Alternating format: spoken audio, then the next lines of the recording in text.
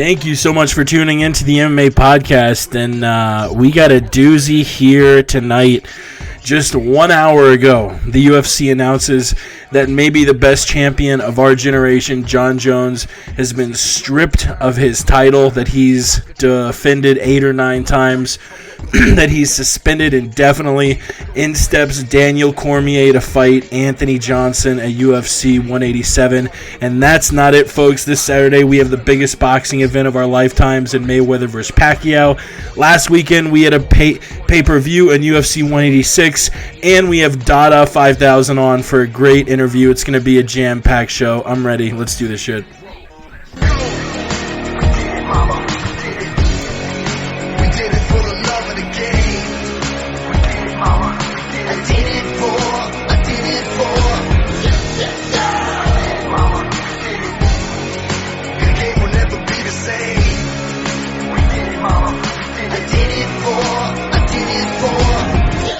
You're listening to the MMA Podcast. And like I said, we have a jam-packed show. We'll get to the DaDa interview in a little bit. We'll break down UFC 186 in a little bit. We'll probably end the show previewing the Floyd Mayweather versus Manny Pacquiao fight. But of course, we got a lead with this Jon Jones story that came out Sunday. First and foremost, though, I got to introduce the man sitting figuratively next to me, even though he's thousands of miles away in Guam. It's Davey Boy. What's going on, man? Hey, what is happening, Jake? Dude, I just shout out your Ustream link, and now I'm just getting my notifications are blowing up right now. But Nice. Hey, shout out again to the Keyboard Warriors. Also, just want to do a little plug for Doc Robbins MMA and Kirby Fred MMA. If you haven't heard their Stand and Bang Radio with Mark Munoz and our boy, the Funk Master Aljamain Sterling, you guys got to get on there and listen to it. They had a compelling story on that show, so big shouts to those guys. Yeah, and the phone lines will be open. I actually just had to turn down a call, and he's calling right back. We will be taking calls. Just give us a couple minutes to set up the story, though, which is Jon Jones. For those of you who have been in the dark on all this, which I don't understand how you would be an MMA fan listening to this show and have no idea what's going on with Jon Jones. On Sunday, the story was broken by Bloodstain Lane that Jon Jones was not going to be fighting in UFC 187, and it had nothing to do with an injury. It had more to do with a criminal offense, and a lot of rumors were floating around. Was it domestic violence? You know, what happened? Then front row Brian comes and drops a few more details that it was a hit and run, that he fled or tried to flee. I believe at first the story was he tried to flee but got caught, when in actuality the story was Jon Jones, was he drunk? I guess we'll never know because he fled the scene. Most would assume that the reason he fled the scene was to let his blood alcohol level come back down, but not really provable. Late Saturday night, I guess this went down early Sunday morning. Jon Jones blows a red light and causes a 3-car accident, including hitting another vehicle with a pregnant woman in it. Luckily, I think the baby will be fine, but the woman suffered a broken arm, which elevates it to a felony. And the details have now sort of slowly come out that an off-duty officer witnessed Jones flee the scene and then come back. Did he come back to tend to the injured pregnant woman? No, he came back to grab a bunch of cash out of his car, and then he dipped. There were reports at first that he had cocaine in the vehicle, which were false. I've seen reports that maybe he had marijuana and a pipe in it, but more recently this evening, I've seen that he's not going to be charged with any drug possession charges, so I don't know if that's because marijuana wasn't there or that's because they just couldn't tie it to him. But either way, Jon Jones has a lot in front of him as far as this case. A hit and run is very, very serious. He surrendered to police yesterday before being released on $2,500 bond. And apparently he met with Dana White and Lorenzo Fertitta this afternoon. And like I alluded to in the intro, just literally 1 hour ago, Jon Jones, it was announced, suspended indefinitely, stripped of his title. Cormier steps in. So we have a lot of different angles to sort of look at this from the fact that there's now going to be a new main event at UFC 187. Jon Jones, I mean, really, GSP and Anderson, they're not close to being as what is the word I'm looking for, as notorious, I guess, as they were a few years ago as far as their UFC title reigns went. Jon Jones was pretty much unquestionably the pound-for-pound king of the sport, and now you have the face of the sport suspended indefinitely, and his future is, I mean, what happens next? Is he... I've seen fans saying his career is over. I think that's maybe a little bit of a stretch, but this is for sure, at the very least, a giant road bump. I've been talking my ass off nonstop. Davey boy, what are your initial reactions to all of this, man? This is... Jones has had a marred past. In 2011 or 2012, he was drunk and crashed his Bentley into a phone pole. Just a few months ago, it was released that he failed a drug test for cocaine about a month before the DC fight. This isn't exactly his first offense, but for sure it's his most serious one, and one that is going to have a lot more consequences than anything else that he's done. All right. I guess my initial thought when I saw it was, I guess like laughter in a sense, not because it's funny or anything like that, but at the same time, it's like, here we go again. In like the first thing immediately in my mind was like, let the memes begin, and sure enough, they started. But then, obviously, I just want to point this out to everybody. I want to apologize to all my followers on this one. It was trending 24 hours ago. Jon Jones, he had like over like 48K tweets. I had around 47K tweets. So like, you were literally tweeting every like 20 seconds. It was just like, Davey boy tweet, Davey boy tweet, Davey boy tweet. Yeah. I'm like, damn, this guy's fingers are gonna fall off if he keeps tweeting. Yeah, dude. Like I have calluses on my thumbs from tweeting so much. It was just bomb after bomb after bomb after bomb. Like, I was not stopping. It was like going into Iraq, basically, the initial push, basically just dropping bombs. And like, honestly though, like, I mean, I'm reading everyone's tweets and stuff like that, even the funny ones. Shout out to Adam Hunter from MMA Roasted. Retweeted a couple of my tweets, so like, thank you. But honestly, man, I mean, when the smoke was kind of settling and stuff like that, I started to get a little upset because, like, I'm thinking at this point in time, it's like, now what is the UFC gonna do? Are they gonna slap him on the wrist again? And I mean, and you mentioned it just like, a couple minutes ago too, that the guy got a DUI. He's had issues on Twitter with fans, to be you included.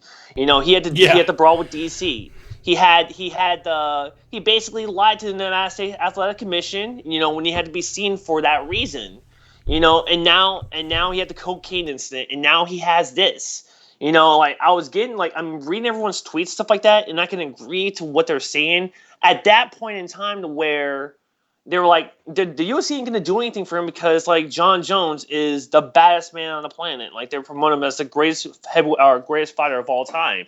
And like I can agree with him in that sense. And it kind of made me angry. It's like, what else does like he have to do for the UFC to take a stand? You know, and then right as I did that tweet, 10 minutes later, he gets stripped of the title and suspended indefinitely. And like, and I tweeted this out, and I'm gonna say it again. But like, honestly, you know, when that happened, this is like the first time I can actually say this in a long time. I support the UFC on that. You know, is it a long time coming? Yes, it is. Are they probably going to lose some money because of this pay-per-view that Jon Jones is not going to be on? Maybe. Yeah. But you know, it has to come to a point where like, you know, is it really about the money? Is it really about the fighter, or is it really about the human being? And Dana said it best too. Is like, dude, we're all human beings when we make mistakes. You know, it's kind of an open-ended, you know, answer. You know, when the initial interview came out, because I think they were in New Mexico talking to Jon Jones anyway, and they had a reporter over there. But we are human. We do make mistakes and stuff like that. And I think now the UFC has to take a stand. They took a stand and said, you know what, man, we need to do something about this, and you're fucking done. Basically, I was very worried the UFC was going to just let him get away with a slap on the wrist. You know, they've made some choices in the past that kind of transparently shows that they're only about making money, but good for Zuffa for choosing, you know what, we're going to suspend him indefinitely. I'm very curious to see what that ends up being, if it's going to be 6 months, 9 months, a year, more.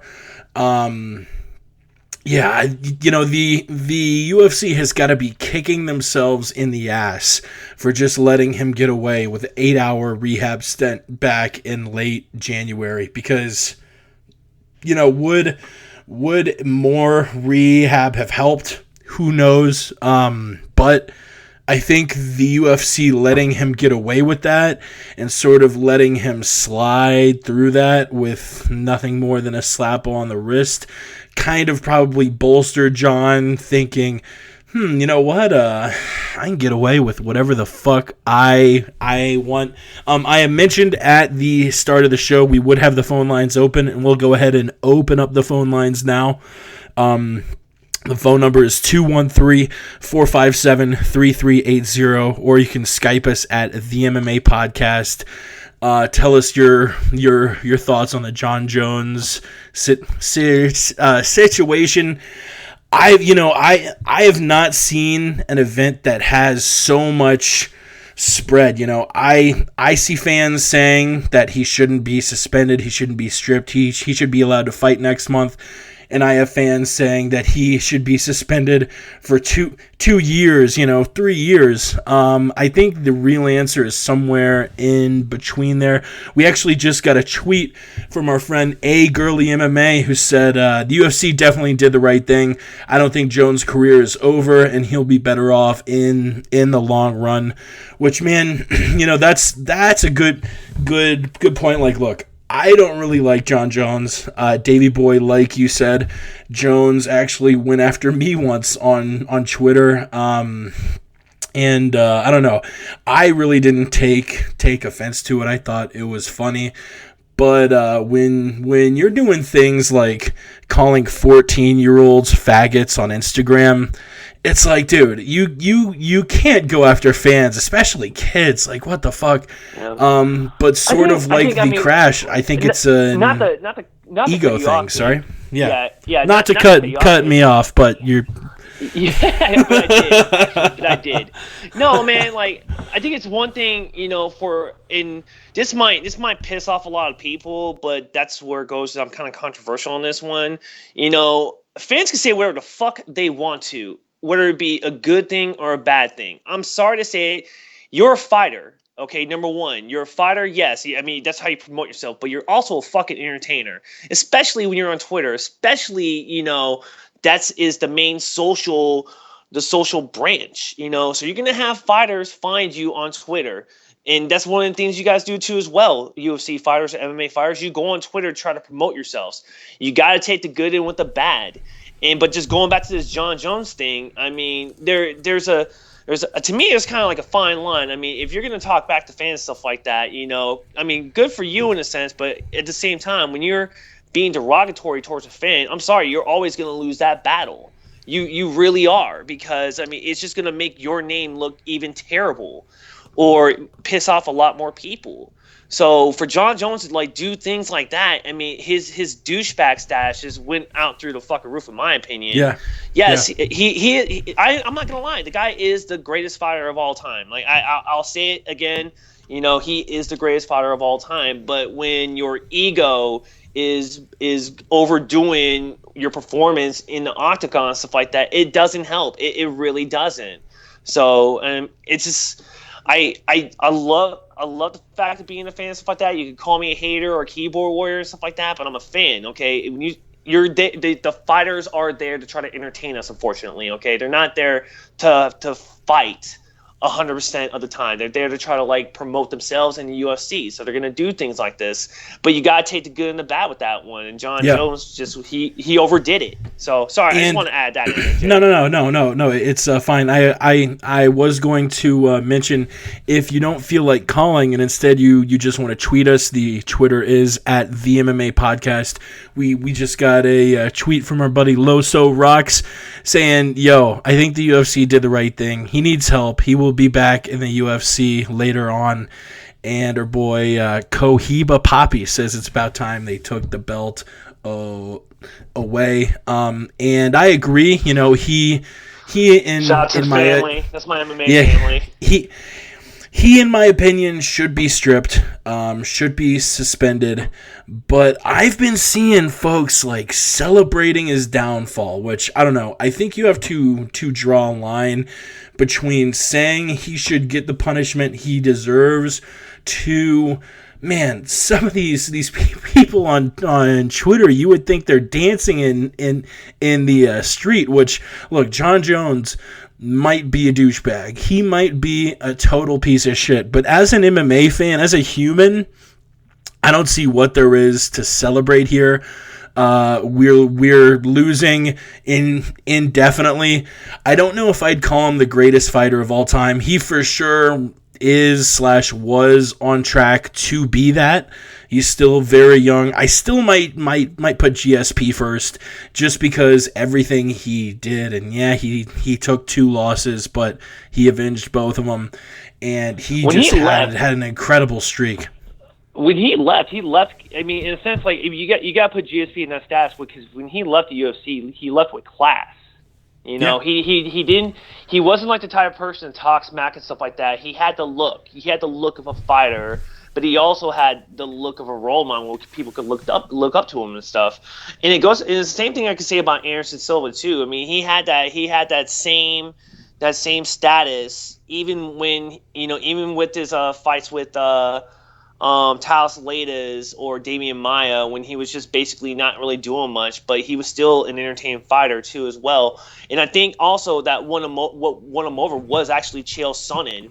If you really think about it, I think after that fight with Chael Sonnen won, that reinvented Anderson Silva's status. It's just going off a tangent right here. And also, Jake, you just mentioned too, the haters and their and their knives and pitchforks and torches and stuff.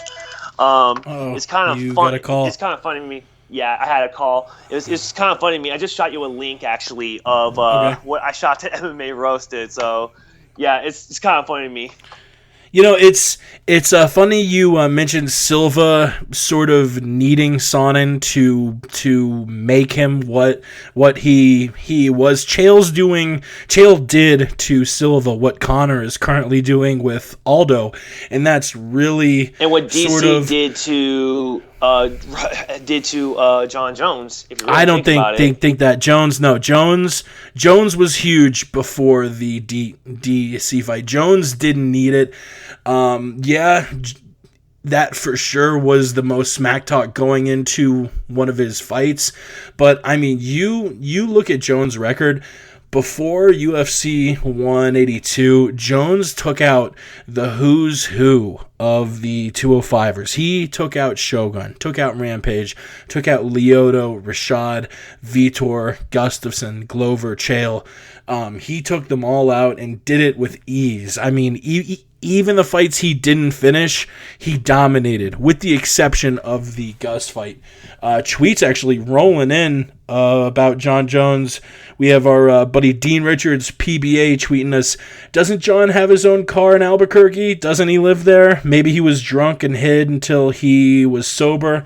Yeah, as far as him fleeing, that's what I'm assuming happened. You know, he's been drunk and gotten into car crashes before, so I don't think it's a stretch to say the reason the reason anyone runs a red light and gets in a crash early at like 4 or 5 in the morning, I would say a giant proportion of those crashes are caused by alcohol. So whether Jones had a record of doing that or not, I would have assumed that. The other thing he brings up, which is interesting, the fact that it was a rental car. I don't know why he was using a rental car. Maybe because he knew. You know, I'm not sure what the status is of the whole they found weed in a pipe thing. If that's true, it would, I guess, make sense to say that he used a rental car because he didn't want to stink up his own car, maybe because his family uses it.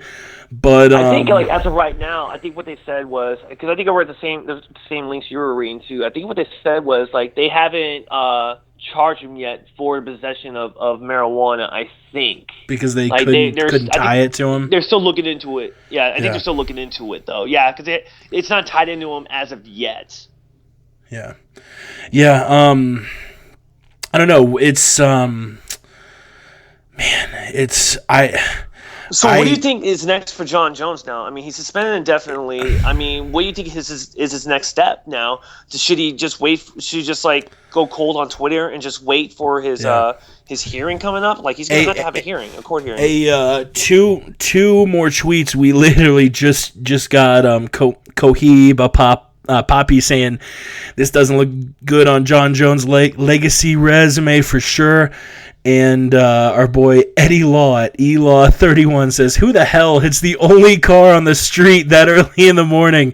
Snoop Dogg style. You fuck hoes only in the rental cars. No cleanup required. Oh, no. You know, I think the rental car thing sort of ties into what you just asked. What's next for Jon Jones?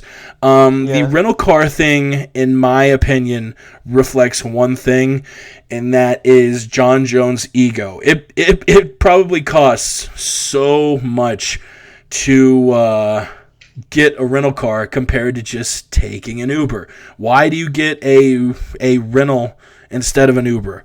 You get a rental because you think you're a god. You think your ego is so inflated that, hey, you know what? I'm the best fighter in the world. I can't be touched. I am invincible. I'm a fucking god. So I would rather drive myself instead of getting a shitty-ass Uber, even though I'm a millionaire. It ties into the ego, and the question is, can Jon Jones change?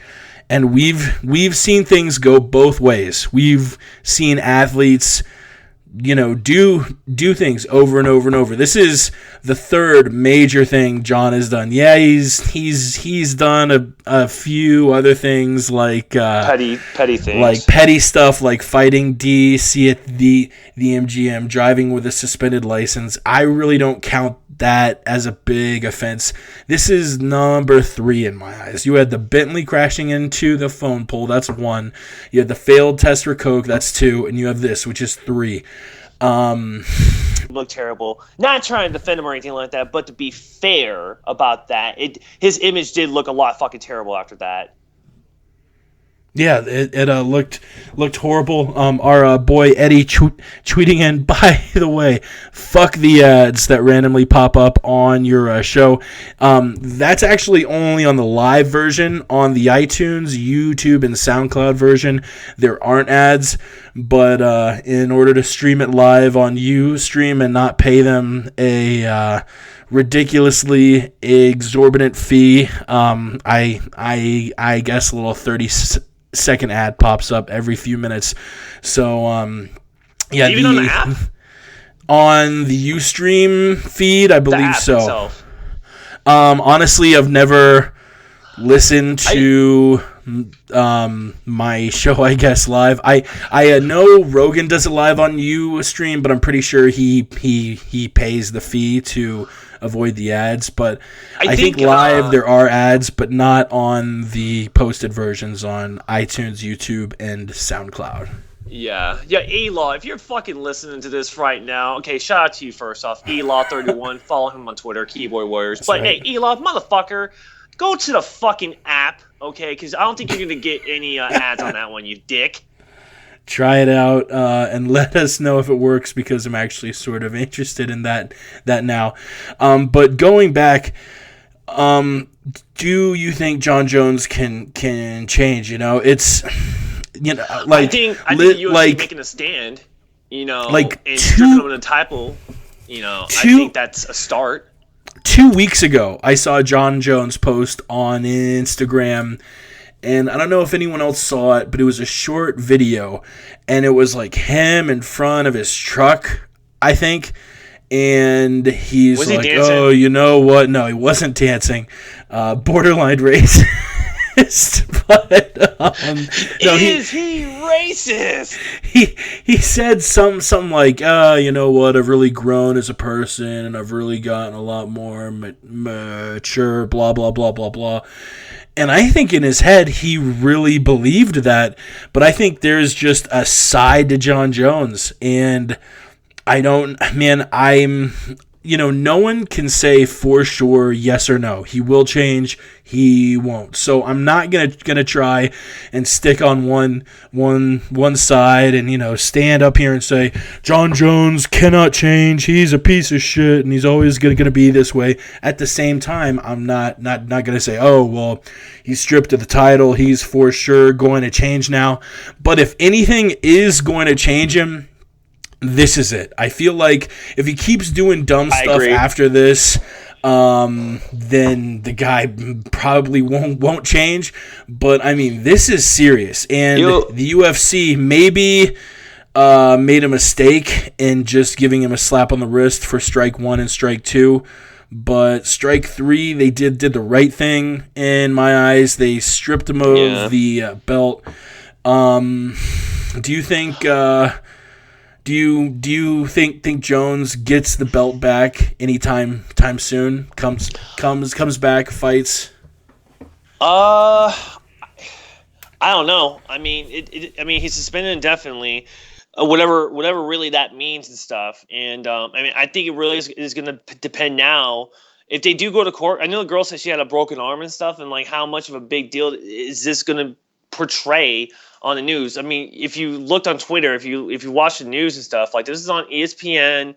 I think this is on CNN and Fox too. Like, you know, as a headline too and stuff. Like this hit all national news basically. So I would expect that he would come back in for an immediate title shot, or however the UFC plans it. I mean, they could do like a embedded / road to redemption of Jon Jones coming back to training and like the things he has to do to promote him to come back in to the UFC to maybe reintroduce him or reinvent himself. I mean, it really depends on the UFC how they do these things.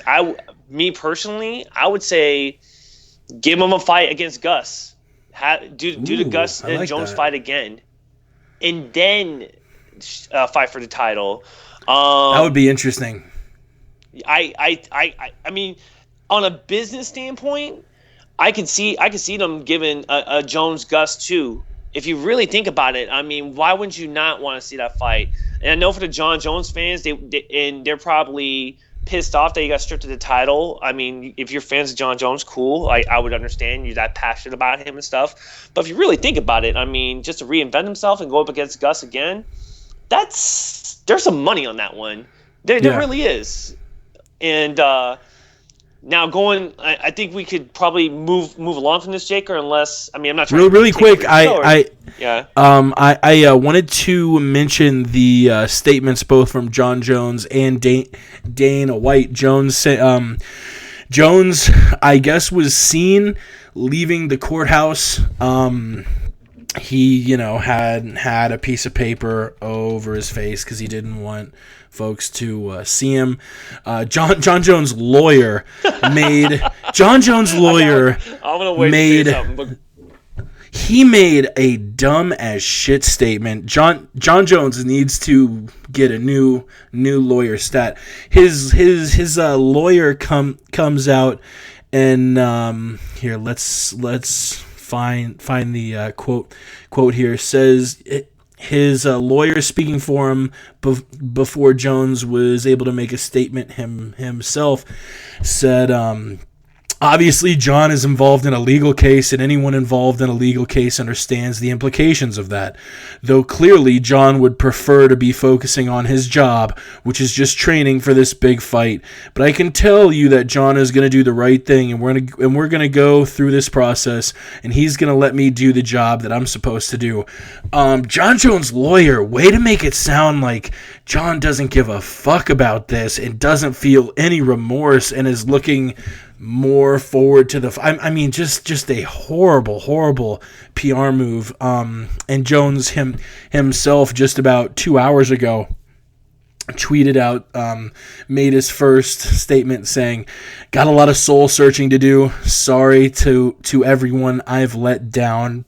Dana White saying about his meeting earlier today with Jones, quote, he didn't say a lot. Obviously, he's got to handle his legal proceedings. His lawyer didn't have him say much. What we wanted to find out is what the facts were. There's a lot of things that are being said out there about what happened that day. A lot of them are untrue. I'm assuming he's referring to the coke. A lot of them are speculation, and we wanted to hear Jon's side of the story, and we wanted to hear what his lawyer had to say about it. White further said, obviously he's very disappointed. He's upset. He wanted to go down as one of the greatest ever, but it is what it is. It was a decision we had to make. I don't know what's going to happen, White said candidly. We have suspended him indefinitely. Obviously, he needs to focus on his legal matters right now, and I don't know. We'll see what happens. The district attorney from Bernalillo Court has 60 days to take Jones' case before the grand jury to seek an indictment against Jones. The felony charges will carry a penalty of up to 3 years in prison. Will Jon do jail time? I'm saying probably not. Fuck and if no. he does, yeah, Fuck no. I'm saying he probably gets a year or two of probation, maybe. But the fact that Jones, yeah, he's had a couple issues in his past. He's not violent. He, obviously didn't do this on purpose, and more importantly, he doesn't have a history of going to jail. And of course, he's rich, which is actually a big factor here when it comes to American courts, sadly. But yeah. Sorry. What were you talking about before I quoted White? When Jones was coming out of the courthouse, he was trying to hide his face. I know. You are like 6'6", have an 83-inch reach advantage, and you're trying to cover your face? Who do you think is not gonna fucking recognize you, Jon Jones? Jesus fucking Christ! And our boy Eddie Law tweeting and more saying, I was gonna say there hasn't been confirmation of coke, but no way he ran back to the car for cash. He's rich. Jones gets a year, maybe two probation. Should his suspension last that long? Which is actually a good question. No, it won't. I mean, should it? Maybe, but will it? No. Look what I mean. I want you to put in this perspective right here, Jake. Who did they just fucking re-sign back to the UFC, and who just fought on the UFC 186 card that nobody is talking about now since this whole Jon Jones thing happened? Rampage Jackson, who did something very similar in 2008.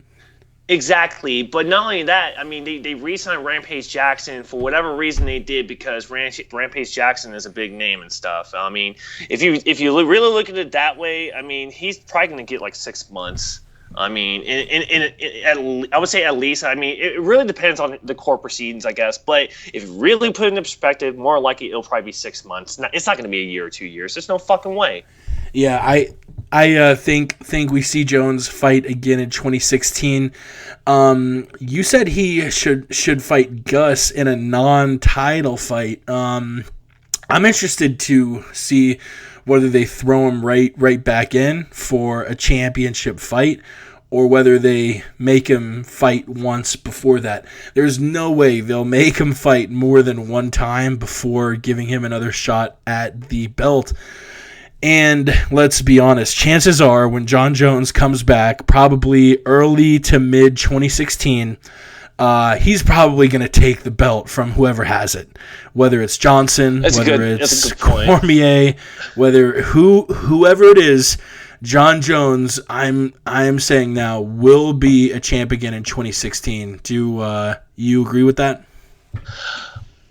Yeah, I do. As much as I hate that guy, but he is the greatest fighter of all time. I mean, I know what you're saying. I mean, there's Anderson Silva and GSP, but I mean, I think decisively, the competition Jon Jones went through and stuff. I mean, it just shows how easily he can take that mantle. But I would say I could hear you saying that, Jake, that he gets an immediate title shot, once his suspension's over with and stuff. But I think the UFC, on a business standpoint, they can do something with this story. They could build a story around this where it could be like a embedded road to redemption, and then leading up to his fight against Gus, and then once he wins, because he will win, from there, I mean, he goes for the title shot, and it could be his revelation type of, promotion for the UFC. UFC would try and make some cash off of this. I don't know. The UFC there's no very transparently is all about the money. And if any sports organization would try and capitalize and make a profit off of the face of their sport getting popped with a DUI hit and run, it's probably the UFC. I mean, you gotta look at it as a business standpoint too. I mean, everyone's talking about it, and everyone's gonna be talking about Jon Jones. When it comes time for him to get back into the cage. I mean, you gotta capitalize on that. You'd be an idiot not to capitalize on that. Yeah, and we've got a caller, but for some reason, it's not letting me add it to the group like it normally does. Not sure if I could does he add have to add you here. Does he have to add you on the Skype? Let's try it. This might knock you off, Dave, but I'm gonna try and answer the call and then let me call you. All right? Okay. All right, cool. We've got a caller. Caller, what do you make of all this Jon Jones nonsense? I don't think he should get a title shot right off the bat. I think maybe 1, 2, maybe 3 fights. I'd say 2, but I don't think an immediate title shot is in there. Man, all I have to say is how he looks like how I look at it. He's young, still has a lot to learn, and I just hope he doesn't end up like Mike Tyson. The guy was same thing. Young, he was a champ. I'm not saying he's crazy, but but I see him I see UFC giving him 1 or 2 fights just to see it, and then whoever has the title, sure, go for it. I would like to see a Gus and a Jon Jones fight. Sure, that'd be sweet, but who knows? And time scheduling and stuff like that, who knows? Do you think if he comes back in 2016, he for sure gets the belt back? No, No, I don't think so. Oh wow. No, you mean like when he comes back, they're just. What do you mean? Like they give him the belt? No. Will he beat the champion? Because what we've seen of Jon Jones so far, he's been dominant. Oh, for sure. Yeah. As soon as he gets a chance, as soon as he can get that title shot, he'll get it back for sure. I don't know. Like, who knows how long like Anthony will have the belt, or if DC can have the belt. Like, you know what I mean? Like whoever. But if he gets the chance, oh yeah, he'll get that belt back. And I hate to say it too. Like, yeah, he is one of the best fighters in that weight class for a while.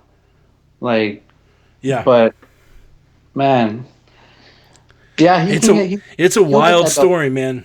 It's 2015 has started out as one of the craziest years ever. You have the Jones Coke test, you have Silva failing a test for steroids, you have this. It's been wild. Before we let you go, give us your Twitter and tell us who you got in the new UFC 187 main event, Daniel Cormier versus Rumble Johnson. Me and Dave are probably going to talk about that next. Dave knows who I am. This is Cohiba Papi. Cohiba Papi, what's up, brother? I'm good. Who do I got? I think I got Rumble. Rumble? I got Rumble. Rumble Johnson, you heard it here first. Thanks for calling up, man. No problem. Have a good one. And we'll try and get Davey Boy back on the line. I don't know what exactly happened there. Usually when we get a call, I can just add it to the group. But Skype isn't about me having any group calls today, apparently. We're ringing Davey Boy back up here. A little janky, but you know what? We make it work here on the MMA podcast. Yeah, I was just saying it's strange how it didn't give me the option to add the caller like it always does. It was our boy Cohiba Papi calling in saying what he thought about Jones and who he's got now in the Cormier versus Rumble fight. Hey, what's going on there, Hoser? That's Kobe Poppy. He's from Canada. He's from he's from Canada. Yeah. Where place. In Canada? Is he still on? No. I had to let him go because Skype isn't about. I don't know. He's probably me doing from any group I think calls. he's from like Nova Scotia or Saskatchewan. Nova Scotia, I think. Yeah, he's probably from one of those places over there. Saskatoon. Yeah. Rumble versus AJ. Rumble versus AJ. Rumble AJ. Versus. Oh, we actually have a tweet from a good friend of mine, the Westland Eagle, Alan. He's been on the show many times. Westland Eagle AH, saying 1 year suspension for Jones' own good. He needs to evaluate his life. And, you know, he makes a good point in that a lot of fans are looking at this as, oh, the UFC is just punishing Jon Jones, blah, blah, blah. Like, no, like, maybe he needs this for him. Maybe, it's not all about, punishing Jon Jones. It's about trying to reform him and get him to make better choices. I mean, look, I know Jon Jones is young, but at this point, Jon Jones is 27 years old. He's getting near 30. I don't know. I'm 25, and I know way better than to do the sorts of things that Jon Jones is doing. Not to say I'm better than Jon Jones, because you know what? The discipline it takes to become a UFC champion is the kind of discipline that a lot of folks don't have, that I probably don't have, you probably don't have. I would love my kid to have. It's sort of like I said before I let our boy Cohiba Papi on Twitter go. It's just fucking wild, man. It makes no sense how someone who has this much discipline in one facet of his life lacks it completely in another. I mean, in all like the meditations that he does and stuff. I mean, if you're talking about a guy who has that discipline in a Hey, pussy, are you still there? You cut off. Davey boy, are you there? Pete tweet. Pete, it looks like 2 underscores tweet says, I don't think this will change Jones. He will continue to make poor decisions. Sorry, you were saying something. And our boy Eddie tweets in, by the way, the app works like a goddamn charm. Good call, fellas. Don't credit me with that. That was all Davey. So if you are listening, you're welcome, Eddie. You're welcome. If you are listening live and the ads are pissing you off, get the Ustream app on your mobile device and listen to us there. The link, I guess, if you're listening live, you know what the link is, but for those who go back and listen to us on YouTube or iTunes or all that, the link is ustream.tv/channel/the MMA podcast. You were saying something and then you went silent, so let's try take 2 on that. Yeah. Hey, Pussy, you still there? I'm here. Okay, just checking because you kind of went. The signal got kind of weak on me. No, but I was just, man. This whole Jon Jones thing. I mean, first off, again, like all this stuff that we're talking about right now, this is still white hot. You know, there's just so much information that's going on with this one. So many people's opinions about this. You know. I mean, at the end of the day, I think the UFC made the right decision. You know, you could say like, oh, the UFC, you know, it took you long enough to make a decision like that. And trust me, like I would say the same thing too. But you know what? They took a stand. And now it goes back to like, what does Jon Jones do at this point in time? Well, the first thing is the UFC took a stand. Now Jon Jones has to do something for himself to where he can stop fucking being an idiot. You know, and just. I don't think there's anything else really to say about this than what has already been said. There isn't. You know, now we just gotta move forward with the Gus, and not the Gus, but the Anthony Johnson and DC fight, and really just I don't know. I mean, with that fight right there, obviously Anthony Johnson was the number 1 contender, and that same interview that you were talking about with Dana White saying that like talking about the whole Jon Jones thing.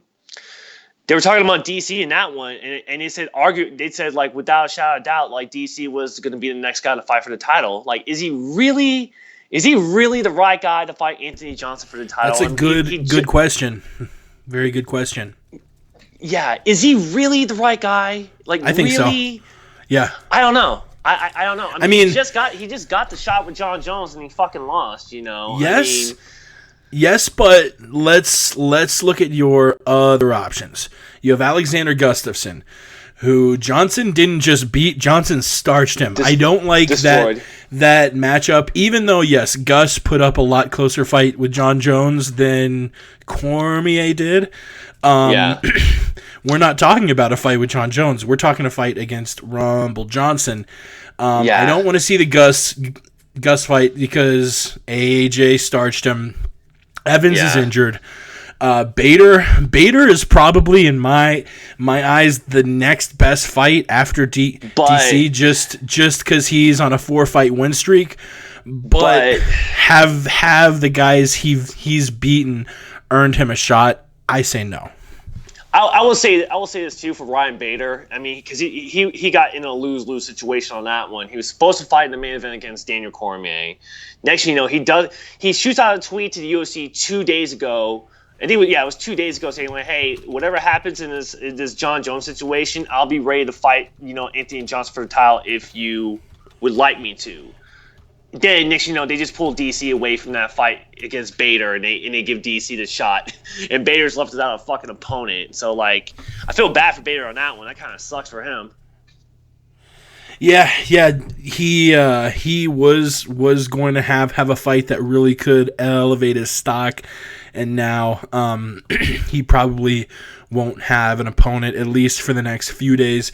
I think that was the fight event going down in New Orleans, so I feel kind of bad for my buddies Alan and Hunter, who I think we're going to see the fight, and now your main event is canceled. But Yeah, I think DC is the right guy, and I think he beats Rumble. I think your next champ at 205 is going to be Daniel Cormier. Yeah. I was also thinking, like, we were talking about this yesterday, and this brings that I was on I wasn't on the Keyboard Warrior show, but like I was listening to their show too. But like I brought up maybe put Luke Rockhold in a fight against Anthony Johnson. And it sounds crazy probably to a lot of people, but if you really think about it, that'd probably be kind of a fun fight where I think it'd be kind of an exciting fight in a sense. To me, I mean, he just beat Lyoto Machida easily. And you can see maybe Luke Rockhold just move it to 205, maybe to beat Anthony Johnson. But one reason maybe I'm wrong on that one. I think Luke would probably turn that down for one reason, and that's that he would know that he would be taking the spot of Daniel Cormier, who is one of his best friends, one of his closest teammates, and Cormier has been the one rallying hard for Luke to get a shot at 185. Luke is a big middleweight, but he realizes that after UFC 187, once Vitor and Chris get their fight but behind them, he's probably next, which in my eyes sucks. It sucks because Jacare, man, what more do you want Jacare to do? You keep feeding him bums. He keeps crushing them. The UFC said Jacare was going to get a title shot 2 years ago. I got the perfect guy. Yushin Okami. Like, how many times is Jacare going to get leapfrogged, man? I know the perfect guy that Jacare can fight that can get him back in number one contention. I know the perfect guy. Get him a fight against CB Dollaway. Oh, my God. Hell yeah. That would get him right back in the title contention. Who just lost to the 9 ranked Michael Bisping? I don't know if that would be any more than just another bum. It will work out perfect for him. I mean, he lost to Lyoto Machida. You know, he almost beat Lyoto Machida. You know, he almost beat Michael Bisping. Like, that guy is like title status right there. No, he's not actually. He's a piece of shit. Yep, no. Maybe, I don't know, a fight between Jacare and Yoel. I mean, that was what the fight was supposed to be until last minute Yoel backed out, just like I said was going to happen a week before it did. But, yeah, it's... I got a question for you, Jake. I don't know. Yo. So...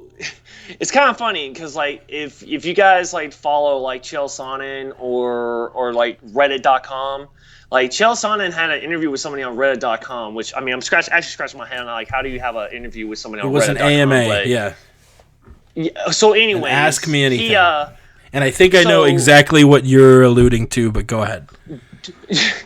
Do you really, when Chael Sonnen went on that interview and said Anthony Johnson and the Jon Jones fight would not happen, mark my words, do you really think that's what Chael Sonnen meant?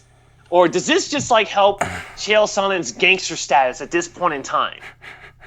Well, I think it's impossible, even if you were Jon Jones himself, to predict that he was going to get in a hit and run accident unless Chael literally has a DeLorean that can travel time. I'm not sure that anyone could have guessed that. My only guess is it's got to be one of two things. Either Chael just had a suspicion and had a gut feeling and went on it, or I don't know, guys in MMA talk, and, you know, you can be a friend of a guy, a teammate of a guy, and not shit talk him, but just, you know, mention, oh yeah, you know, Jones is doing this, Jones is doing that. My feeling is that maybe Chael knows a guy at Jackson's, and maybe this guy at Jackson's has witnessed Jon Jones going out partying all the time and drinking all the time and driving drunk, and maybe Chael sort of heard through the grapevine that Jones had gone off the rails and had turned into a party animal, and just sort of figured, you know, if Jon Jones keeps doing this dumb shit, eventually at some point between now and May 23rd or 25th or whenever UFC 187 is, Jon Jones is going to fuck up. So It either was Yeah. just a stab in the dark or going off a gut instinct for Chael, or like I said, maybe he heard something from the Jackson's camp. I mean, the Jackson's camp isn't necessarily a steel trap of rumors. I have heard a lot of things. Some I'm not going to mention on the podcast because of respect for a friend of a friend of a friend. But Jackson's some bullshit goes down over there at Jackson. Yeah, I got another question for you. So 2 days ago, the first tweet I see before this whole Jon Jones event unravels, your boy FRB shoots out a tweet. The fight's off, basically. More to follow. He says something like that, but then the story itself kind of goes left field, and it makes FRB look. I mean, and I don't say it's disrespectfully the front row Brian, but it kind of makes him look like an idiot because now you got all the people that have been waiting for front row Brian to slip on a banana peel to see like the story kind of be inaccurate, and you just see like all these people just get on FRB's and that's case. it. Like, and that's you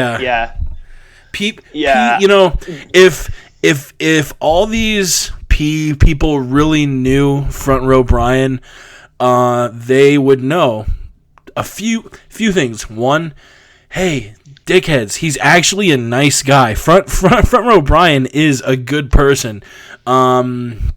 And B, he doesn't make anything up. If he's tweeting shit, no matter how insane it sounds, front row Brian, you know, I just alluded to the fact that I know a few folks inside the game. I don't know if there's anyone who's not a fighter or a well-known coach or a UFC employee who's more connected than front row Brian. I mean, he's not your traditional journalist, and he turns a lot of folks off, and he's got a lot of strong opinions, and he's unabashed about those opinions. But front row Brian knows a lot of people, and when he says shit, I listen because, you know, he and you said it perfect. You know, everyone was waiting for him to slip up. And did he really slip up that big? I mean, he reported what was an insane story, and I think he messed up on one allegation saying that he had coke in the car when he really didn't. Which I don't know if you really can hold getting the coke thing wrong that much against them when they did actually find drugs in the car. I mean, he nailed just about all of it. Hit and run. Yeah, he was just a little bit Jones fled. Drugs found in the car. Hit a pregnant woman. He nailed everything except the kind of drug that was in the fucking car. And I was watching his mentions. They were fucking, dude, all of these people. Oh, you piece of shit. You are going to be sued for libel, this and that. Even though Brian said it was a rumor, it was alleged. It's what he had been hearing. And I don't even know if you can say he jumped the gun, really, because he got it all right, except for the kind of drug. He got that part wrong, but. Yeah. But did he make that up like a lot of folks were saying he did? Probably not. He probably heard it from, I don't know what his source was for the story, but he and BSL, Bloodstained Lane, obviously heard about this from someone because they are the ones, no matter how much the mainstream MMA might hate it and just tweet shit about Brian and Lane both. Brian and Lane was the first one who broke the story. They broke the story. I mean, if you're an MMA fan and you're not following Bloodstained Lane or Front Row Brian, you fucked up. Yup. And our boy Eddie tweets in, FRB isn't a journalist, he's an entertainer who gets shit right all the time. And our boy, the word on the street, who has not been feeling well, send your well wishes over to my buddy Ramses. I hope he's feeling better very soon. Okay. Katie Bear, hashtag Ramses tweets, he knows that Jon is a drug addict and that they're drug testing the shit out of everyone this year. Simple math, which sort of, I guess, kind of goes in my, he heard that Jones was just wilding out and was going to do something stupid. Yeah, man, it's I just think this whole FRB thing, I mean, he had, and you're right, Jake, he laid everything out accurately. Everything was pretty much accurate. Maybe the coke thing wasn't, but the other thing too with that whole thing as well is like he was like 3 steps ahead of the information before it was made public, I guess, in a sense. So a lot of people probably thought it was inaccurate. And I tweeted this out too. And like, all actuality, like FRB had everything right, and you guys need to apologize to him for that one. Yeah. He actually shot me a message too afterwards. What'd he say? He thought that actually, like, he accepted my apology, but I was like, no. Like, I was tweeting out to, like, let everybody know that, like, you need to apologize to Front Row Brian. Like, I never said anything bad about you, bro. Speaking of apologies, I don't know if you want to break down UFC 186 before or after we play the DaDa 5000 interview, but you and I made a friendly wager. And oh shit. Yeah, you got a lot of apologizing to do on this podcast. I think the deal was either I sing the entirety of Hit Me Baby One More Time by Britney Spears, or you, I believe the terms of the deal were you apologize to all the fighters who have blocked you and you've gone nuclear on, especially Angela Magana. Yeah. Man, you went hard on old Angie. Yeah, I did. As a matter of fact, I mean, since you do bring that up, Jake, thanks for bringing that up. Well, it's kind of my fault. I shouldn't let into that one. But I did actually reach out to Angela Magana too, and actually, apologize to her. Let me cue up some music for. Okay. You talking Why about, you gotta be so rude? Why you gotta be so rude? Yeah. Go ahead. Okay. So you did mention that I had to apologize to people. So the first person I actually reached out to was Angela Magana, and I messaged her first, and then next thing you know, she was like, "Is this who I think it is?" And I was like, "Yeah, it's your boy, Davey Boy," and. And she was like, "What the fuck you want, skank?" Davey Boy, I think he got cut off there, but that was Angela Magana trying to call for me right there. We actually became friends. We had like long talk, ever since UFC 186. Really? We got to know each other. Yeah, we actually, we got to know each other and stuff. She's actually going to be flying to Guam to come see me now. Oh wow! So, wow, this might go somewhere, man. This is getting serious. Holy shit! This really did get serious, man. Yeah, I'm actually Angela Magana. She ain't the type of person I thought she was out to be.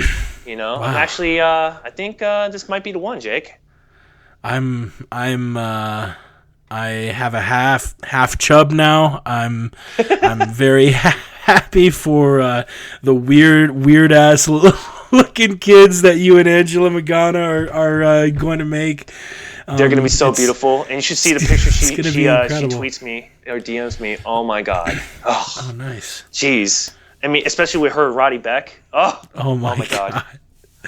Let's is there any more Jon Jones stuff you want to break down, or have we pretty much covered the whole gauntlet? We've talked for an hour, but it is maybe the most compelling story in MMA, at least in 2015, in a while. Okay, I was going to say that was probably like ranked number 2 out of all time. I think Chael Sonnen retiring was like ranked number 1 to a lot of people. Just want to throw that out there, Jake.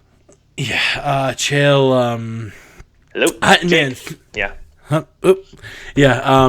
GSP leaving was big. That was back in 2013. I don't know, man. This is just wild, and I mean, I was not expecting, like, I want to say 30, 40 minutes before we went live, I was watching a NFL draft special on ESPN, and it kept flashing on the little bottom line thing. Breaking news, Jon Jones stripped of title, this and that. And I'm like, damn, ESPN's about as mainstream sports as it gets, and they're doing the whole flashing red breaking news. I don't know if they... I think if you land on ESPN, there's a fucking problem there. I think there is. I think Jon Jones is the only champion, maybe aside from Ronda Rousey, whose notoriety is big enough to warrant a breaking news update on the bottom line of ESPN. I don't know about that. I mean, you also got some heavy hitters too. I mean, come on now. You got Angel Magana too. She makes it on ESPN. Come on, Jake. I don't know. Fuck. Honestly though, if you ask the mainstream sports fan, do you think they know any other names aside from Jon Jones, Ronda Rousey, maybe Anderson Silva, Angela Magana? Yeah, I don't think. Yeah, I think you got a point there, Jake. Yeah, I think you do. Well, I guess we've. Yeah, I guess there's nothing else we could talk about this Jon Jones thing. I mean, I think we lit the match and we're just soaking gasoline on it. So I think we're pretty much done at this point. Covered in gas, Davey boy. I'll let you choose. Do you want to break down UFC 186, then play the DaDa interview, or go DaDa and then come back and break down UFC 186? I'm kind of interested in hearing this DaDa interview, actually. If you can, kind of give us a synopsis or a bio. Yeah, let me set it up. It's actually sort of a long one. Most interviews I do, I aim for the 20-minute-ish mark, whether it goes 30 or 15, 10. I aim for 20 minutes, and doing so, I wrote, I think I only had 8 or 9 questions for him. And DaDa 5000, he put together the backyard fighting league that we saw a lot of MMA stars come from, namely Kimbo Slice. It was that whole YouTube sensation of backyard fights. Kimbo came from there. Alex Caceres, Bruce Leroy came from there. Jorge Gamebred Masvidal came from there, and DaDa 5000. I don't know if I want to call him the Don King of backyard wrestling, because although he is a very gregarious character, here's the difference. I think Don King was kind of a piece of shit who didn't really care about the well-being of his fighters, and he was just trying to get a buck. Whereas DaDa, he's got a rough exterior. He's huge. He has these triangles shaved into his head. He's a fighter. He's 2-0 in pro MMA.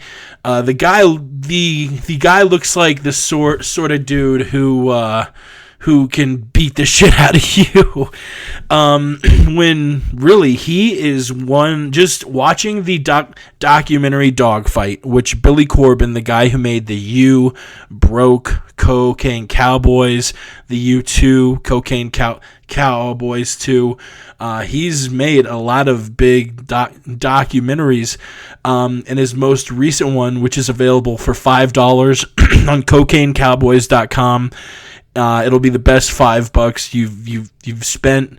If somehow you don't have $5 to spare, I believe Netflix is going to pick it up next month at some point in May. So if you have streaming Netflix, it'll be available there. So Billy Corben's doc basically chronicles DaDa's life. It chronicles mostly, though, these backyard fights, which all went down at DaDa 5000's mom's house, what soon became known as a part of Miami lore as the Greenhouse. and they put up blue tarps, which meant, you know what, we're doing fights this weekend. And the entire neighborhood, you would have hundreds of folks gathered there, and it was a big event. You know, you have food, you have entertainment. I believe it was $20 for a ticket and $50 for a VIP ticket, which earned you a seat ringside, where you literally might get blood on you if you sit ringside, because these are unsanctioned backyard bare knuckle fights.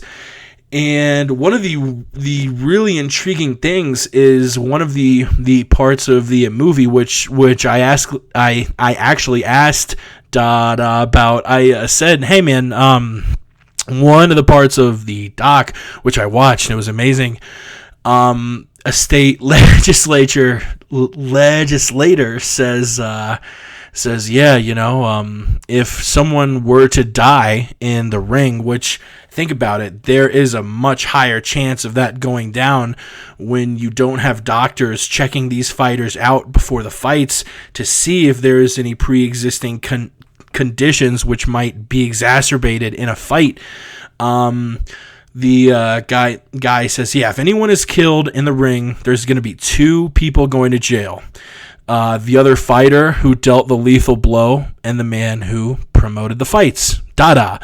So I asked him, you know, were you scared shitless standing ringside knowing that you could be at any moment during any fight 1 punch away from going to prison for murder? And you know, the guy is his work ethic, man. He works his ass off. It's inspiring as hell. He is a good person. All of the money they made during these backyard fights, he didn't keep a dime. He gave every bit of it to the fighters. And just I think last year he was finally served with a cease and desist from the state, basically saying, you have to stop doing these fights or we're arresting you. So he had 2 options.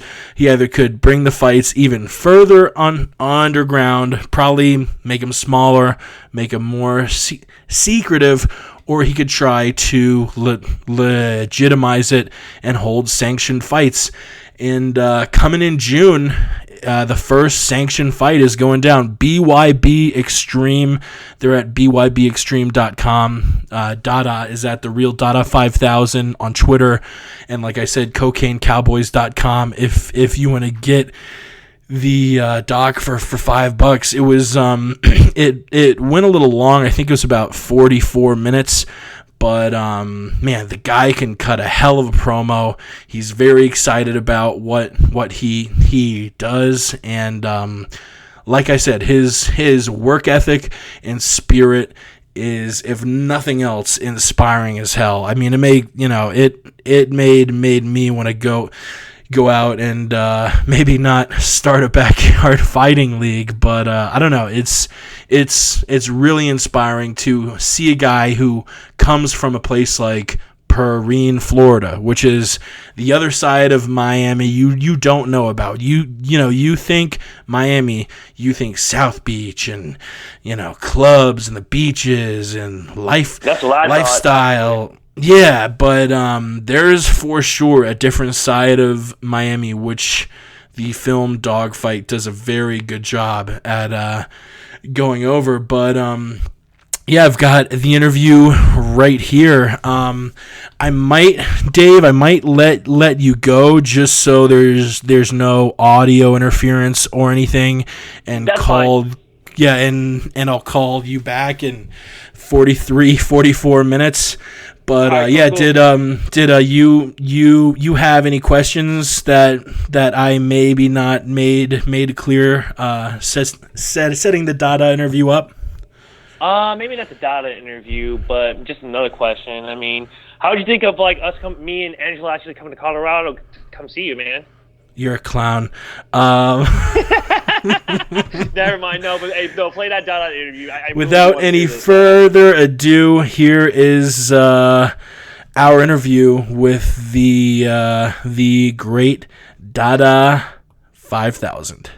We have maybe the next Dana White of fight promotion on the line with us. It's DaDa 5000. DaDa, thank you so much for coming on the show. How are you doing? We'll go in depth into the backyard fights and the cruise ship fights in a little bit here. But first, could you walk us through an average day in the life of DaDa 5000? Wow, that's pretty cool, actually, because I get a chance to do things that a lot of people, think is not really possible. The day to night, the life of me is interesting because of the challenges that I take on and the obstacles that I, actually hurdle over, right? Coming up inside Perrine, that's a trade. It's a skill, just surviving, right? So it's always, interesting because there's so many things that could stop what you're doing in an instant. So you always got to keep your head on the swivel, but it's interesting. It's like a skill, just surviving. Yeah. I want to get to your current day promotion, but let's talk about your roots. Obviously, Billy Corben's documentary Dogfight, available on CocaineCowboys.com, chronicles the backyard fighting league at the famous greenhouse. How did this all start? Tell us about your motivation to start the backyard fights and the first fights that you put on there at the famous greenhouse. Well, the motivation was because a childhood friend by the name as Kevin Ferguson, known to the world as Kimbo Slice, he first did the first backyard fight. And it was by accident, actually, that it got on YouTube. And millions of views later, he became a phenomenon. Now, he stayed right up the street from me. So we used to go to each other's house and race in the road and same school buses, same schools. So we were both products of that environment. So he stated once he got an opportunity, and he made a business out of this, he stated, DaDa, I want you to come roll with me. I'm going to go fight Ray Mercer, right? And we went out to Atlantic City, New Jersey, at the Boardwalk Hotel and Casino.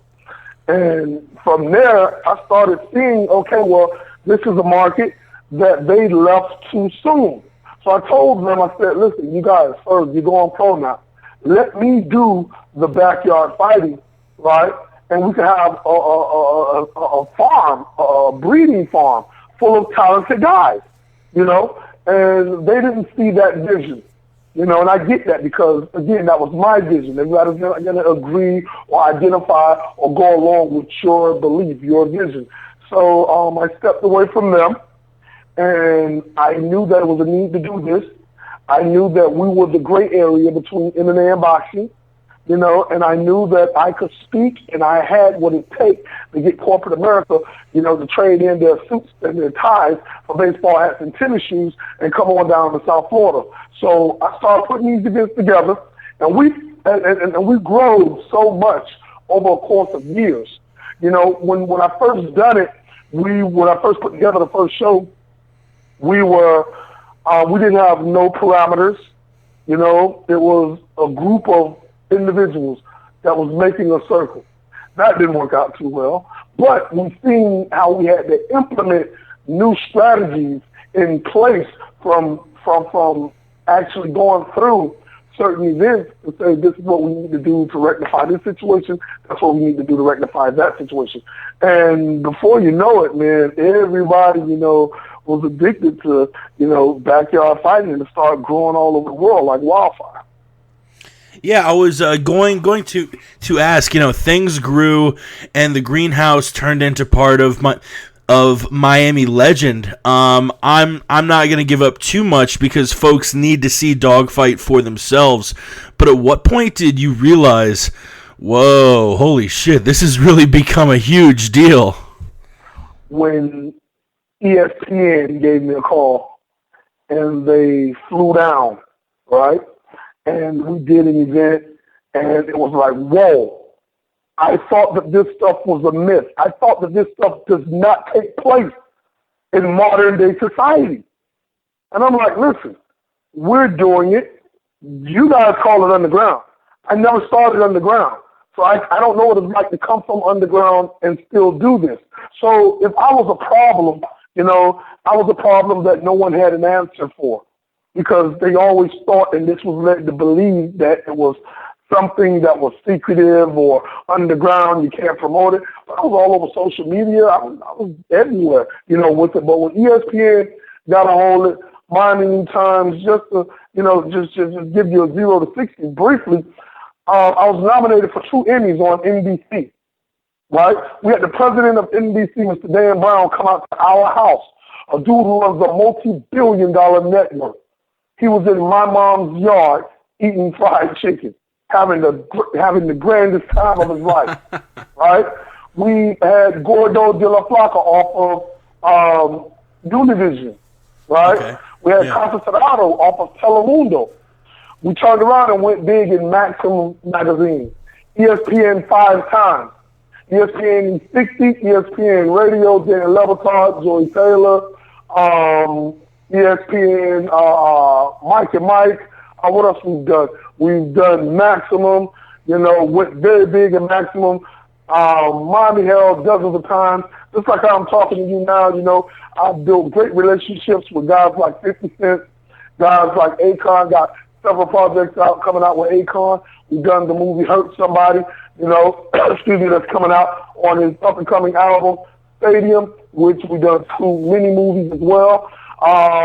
Done a project with EA Sports with Tiger Woods, Arnold Palmer, Lee Trevino, you name it, you know, I done it. We didn't even get to the movie yet, you know, Dogfight, you know, so, and there's a lot of other things that we got, you know, that's actually coming out. So that's when I knew it was real, when corporate America gravitated towards it and I started getting the feedback, like, yo, DaDa, my email is going crazy, you know, my social media is going crazy. This is one, this right here came from Michael Lofty, who was a producer for E60. We did we did a project with Vice Media out in LA, you know, so it's like we have so much stuff. Taboo, USA, you know, Home Strange Home, broke records on that. So it's currently nothing that I can't do and nobody that I'm not dealing with. And with this movie is just going to solidify, you know, my place as one of the greatest. See, keep one thing in mind, right? And that's this. I didn't invent backyard fighting. We all can agree this stuff's been around since the Roman Coliseum days. But I did play an innovative part.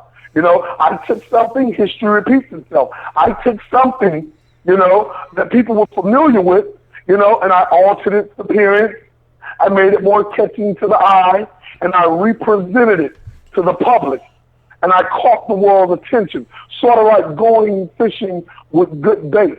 You know, so by me playing the innovative role, that just puts me in a position to say, hey, listen, you know, I think that I'm a thinker. I think that I'm effective at what it is that I'm doing. I got grassroots tactics. I know how to promote. I know the demographics in which I'm promoting with. And to nip it all in the bud, I've started out with an individual that a lot of people, you know, they have their different opinions about, you know, and this guy pretty much, you know, gave me the game. And I felt that I was already on the right track. Now, I'm not going to agree with all of the ideology behind him, but at the end of the day, he's a genius, and he has not gotten this far by being dumb, naive, foolish, or stupid. And that guy's name is the legendary, the one, the only, Don King. I sit down and I talk to Don King, just like how, you know, I'm doing this interview. And at the end of the day, I mean, it's like he took lemons and made lemonade with it, right? So when you talk about being able to promote, being able to get the public on board, you know, I've seen how he did certain things, and inside a course of hours, everything that he stated to me, I can't utilize it, but certain things he stated, I could take it and I could utilize it to make me a better person. The same thing with 50, Akon, all of these individuals, Ross, you know, all of these guys. I think that I'm the luckiest man in the world because I have, you know, a team full of individuals. Arnold Palmer, you know, I love that dude, man. If I'm out in Orlando, I'm not getting a hotel. I'm sleeping at Ernie's place. That's awesome. And that's what it's about, man. You know, people deal with those that earn for them. So I think that at the end of the day, they don't look at me as a dude coming from the hood. You know, they look at me, you know, as this is a thinker, this is an educated individual that knows what he wants, and he's putting people in the position so they can live their dreams. Right now, a lot of people are alive, but they're not living. Man, I couldn't agree more with that man. You're full of charisma. I want to ask a couple more questions about the backyard fights before we move on to what you're doing now. Part of the documentary Dogfight has a state legislator tell us that if a fighter were to tragically die in the ring, two people would be going to jail: the man who dealt the fatal blow and the man who promote the fight. You. Were you scared out of your mind watching these fights, knowing that you were maybe one punch away from going to jail yourself? You know what's so interesting about that? You know, being a leader, right? A leader of many. Things like that, you know, I know that it exists, but I don't never go into nothing, you know, with fear. What is fear? False evidence appearing real. See, if they could have done something to me, be truthful, they would have been did it a long time ago. Right? Because they have a job. This is business. It's not personal. Hey, DaDa, you better stop this. We're going to come lock you up. Okay, I'm going to do it again. Why? Because at the end of the day, I've done my research. I've done my homework. Now, I'm going to say Metro-Dade Police Department, you know, is the best police department on the planet because they allowed me to make history, and I did it with grace and respect. None of these individuals ever got a call to come out. No paramedics. Nobody has ever gotten a call to assist someone medically, you know, and to my staff, and to, you know, our numbers was few, but our presence was great. You know, I'm pretty sure there's certain things that people spoke about, but, you know, at the end of the day, I knew that this right here needed to be done, and I think I did more than 20-plus shows doing 7, 8 fight cards, you know, each, you know, and changing the course of history as far as, you know, revolutionizing the way that individuals look at extreme reality. So to answer your question, you know, no, I mean, I never thought about it like that. It was always there, but I wasn't going to ponder on it. You know, we had certain paperwork in place. We had the waivers, we had the property release, and the talent release. The waivers, they can't sue each other, get a black eye, get a broken nose. Property release, the owners of the property know that you guys are fighting here. We know that, we know you're fighting here. And the talent release, you know that you are being, you know, filmed. See, a lot of individuals, they fail to realize that. I think that I've gotten more fame, more exposure, more notoriety, has educated the world about this culture, this subculture called backyard fighting, than anybody the past 100 years before me. No one the past 100 years before me have done the game like how I did it. When you talk about taking the butter from the duck, I did exactly just that. I took the butter from the duck. It's nothing that nobody can ever do that's going to make me say, damn, why didn't I think of that? No one will ever come inside the backyard underground fighting, street fighting, and make me say, whoa, they did something that I didn't do. See, everything that I did was a calculated step, almost like premeditated in a sense, because I understood, you know, that these are my people. You know, people say, hey, DaDa, this is illegal, this is violence. I tell you what, this is not illegal because this is mutual consent between two consenting grown adults. No one is under the influence of any drugs, narcotics. No one is being forced. No one's parents is being kidnapped, held hostage, you know, saying, hey, you guys are going to do this or we're going to do that. No, these individuals, they agree to go back there and trade hands in the front of the biggest, you know, fan base in America. Now, also with that, I would rather these guys inside my backyard fighting to make a few honest bucks opposed to waiting inside your backyard to tie you up and take what you got when you come home from a hard day's worth of work. See, these guys, they have no skill sets. They have no education. They're not crafty with their hands. They have no trade. But what they do got is a criminal record. What they do got, you know what I'm saying, is a lot of pressure stress, you know.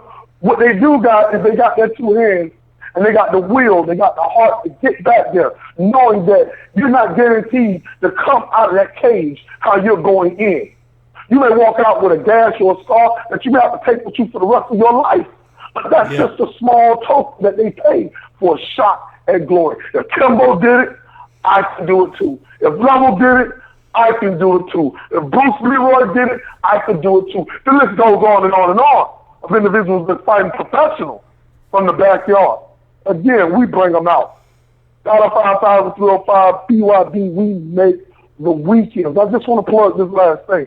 And they say, hey, DaDa 5,000, you crazy. You nuts if you think that backyard fight is ever going to blow up. Well, they're right about two things. I am crazy. I am nuts, but that's what's going to make me great. Because I dare to do the things that others will hesitate. I see it, I believe, if it makes good business sense, I'll proceed. But they were wrong to think that backyard fight was not going to blow up. If they knew anything about me and my track record, they know that, you know what I'm saying, hey, if I had to get a job right now, it would have to be for FedEx or UPS because I deliver. You know? Dude, you should be in the WWE the way you cut an epic promo, man. Just touched on it. This was the only way out for a lot of the men fighting behind the greenhouse. What do you think needs to be done to improve the living conditions for those living on a different side of Miami that not many folks talk or even know about? Well, you know, that's the dark side. That's the dark side, man. We're fucking like 15. If you're on South Beach, right? That's the glamour, the life, everything that's beautiful about Miami, right?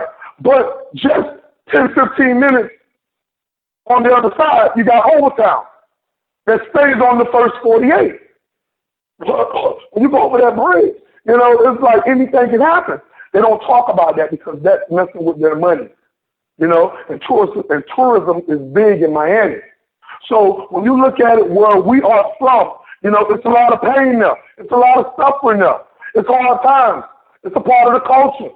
You know, some of these situations we put ourselves in and some of them we were born in. You know, when you talk about making do, doing without, having to go on, you know, so you could do better, you know, that right there defines who we are as survivors. And you got a lot of people that don't understand it. And you know what, though? It's cool that they don't understand it because it's kind of hard. They have to come and they have to spend a day in the hood with DaDa 5,000 and then they'll understand why we do what we do, you know, because no one is giving us anything. So we have to be creative.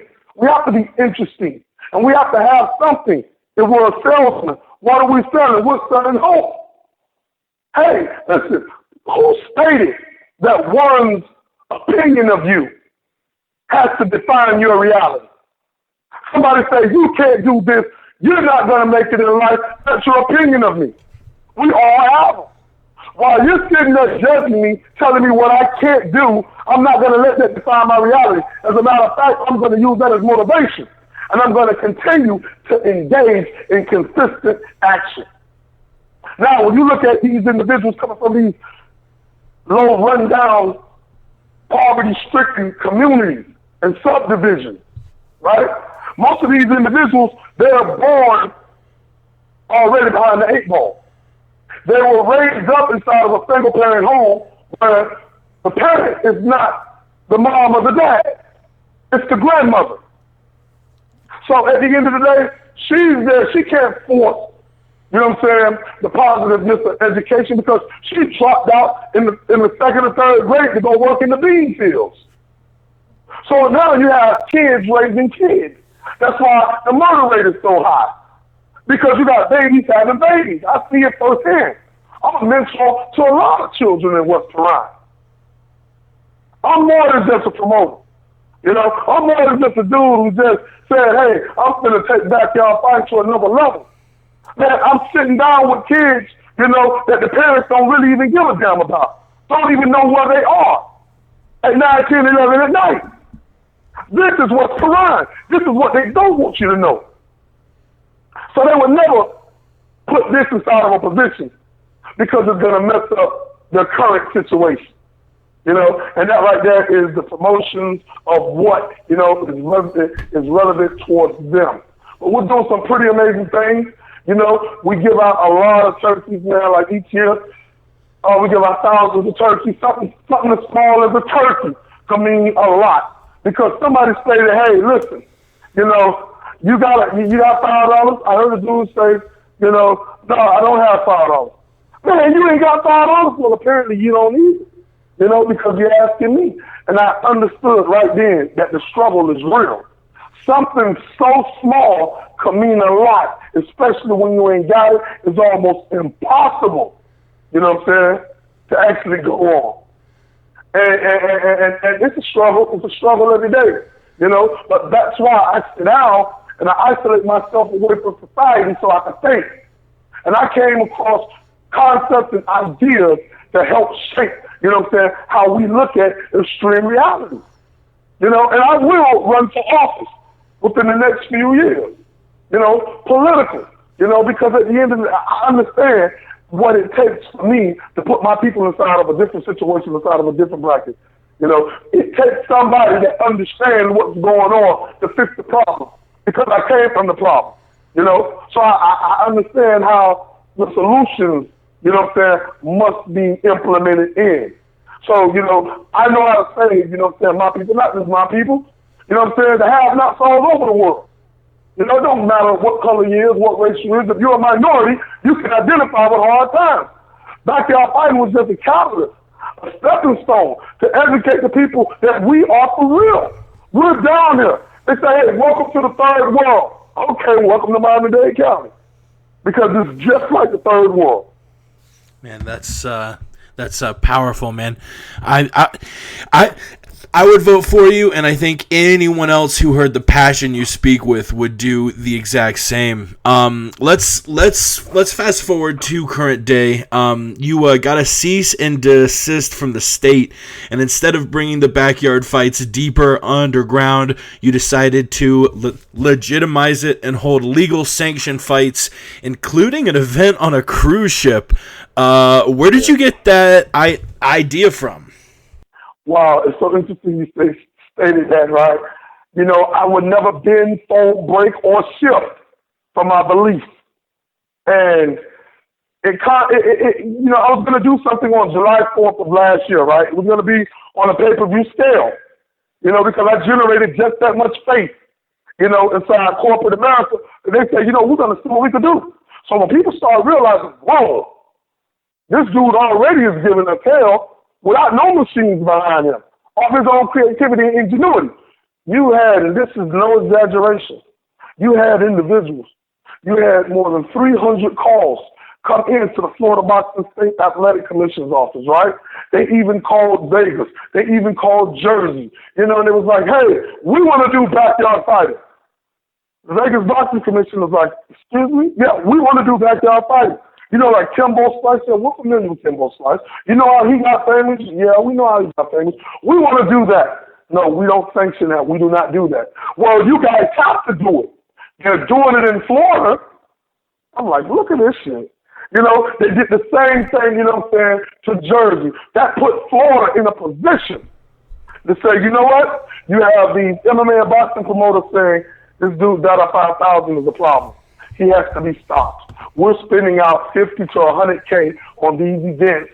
You know, we have insurance that we have to, you know, pay for. We have venues. We have this. We have that. And sometimes we don't even recoup our money back. But this guy is going front page all over the world. He's doing all of this stuff. He has no overhead. Obviously, he has the winning recipe. So either you guys stop him or we're going to start doing things like how he's doing it. So you had, you know, the vice president from the Florida Boxing State Athletic Commission and a few of their constituents ride from Tallahassee, rode past the greenhouse, and went to the local police authority, Station 4. And they had a 2-hour long meeting about myself. So the boxing commission said, listen, we don't have arresting powers. We need you to go to this dude and let him know that if he was to do this event on the 4th, you know what I'm saying, he needs to be arrested. Underneath what code? Underneath what chapter? Underneath what status? They implemented some stuff in right then and there. Laws and rules are implemented in when people are faced with the problem. They'll make a law to make sure that you don't do what you're doing. So you had 30 carloads of police officers, from the lieutenant, from the damn captain. This was big, you know. And they knocked on the door. I'm like, whoa, these police in this from? DaDa 5,000. Yes, this is the world's famous greenhouse. Stop outside. Listen, we know about, you know, the event that you're doing. You know, obviously you got the attention of some pretty big people, you know, and you can't do it. All of us are on the same team, you know, and Tallahassee just rolled down. We just had a 2-hour-long meeting. I looked that officer right in his face and I said, listen, I'm still going to do it. He's like, you mean to tell me I'm telling you what's going to happen to you if you do this event, and you're telling me that you're still going to do it? I say, yeah, I'm still going to do it. He pulled me to the side. He's like, listen, you know, there's no cameras out here. I understand what they're trying to do to you, you know? I'm sitting back and I'm like, listen, I've been doing this now for quite some time. Yeah, and now you've gotten the attention of some pretty big folks. They want you arrested. Wow. Then they came up. And when they came up, you know, they was trying to tell me, hey, why don't you do it like this? You made a name for yourself. Why don't you come over to this side and sanction it and get it legal? This, that, third. Then there's nothing special about me. I'll be no different than none of these other shows. I will falter, go under, and never be spoken of, seen, or heard of again. No, I'm going to find interesting ways, you know, for me to do what it is that I'm doing. And I guess they thought I was joking. I guess they thought I was kidding. But, you know what I'm saying, you know, they knew me. You know what I'm saying? They knew, you know, I've been doing the backyard fighting and I was pretty successful with it. But it's a difference because last year, you know what I'm saying, I was doing it, you know what I'm saying, on a high level, you know what I'm saying, representing the South. Now this year, I'm out on this cruise ship, you know what I'm saying, with a diamond-shaped $30,000 triangular cage on pay-per-view. That's to let the world know what I'm about. I'm nothing to take light. I'm for real. I got the world backing me.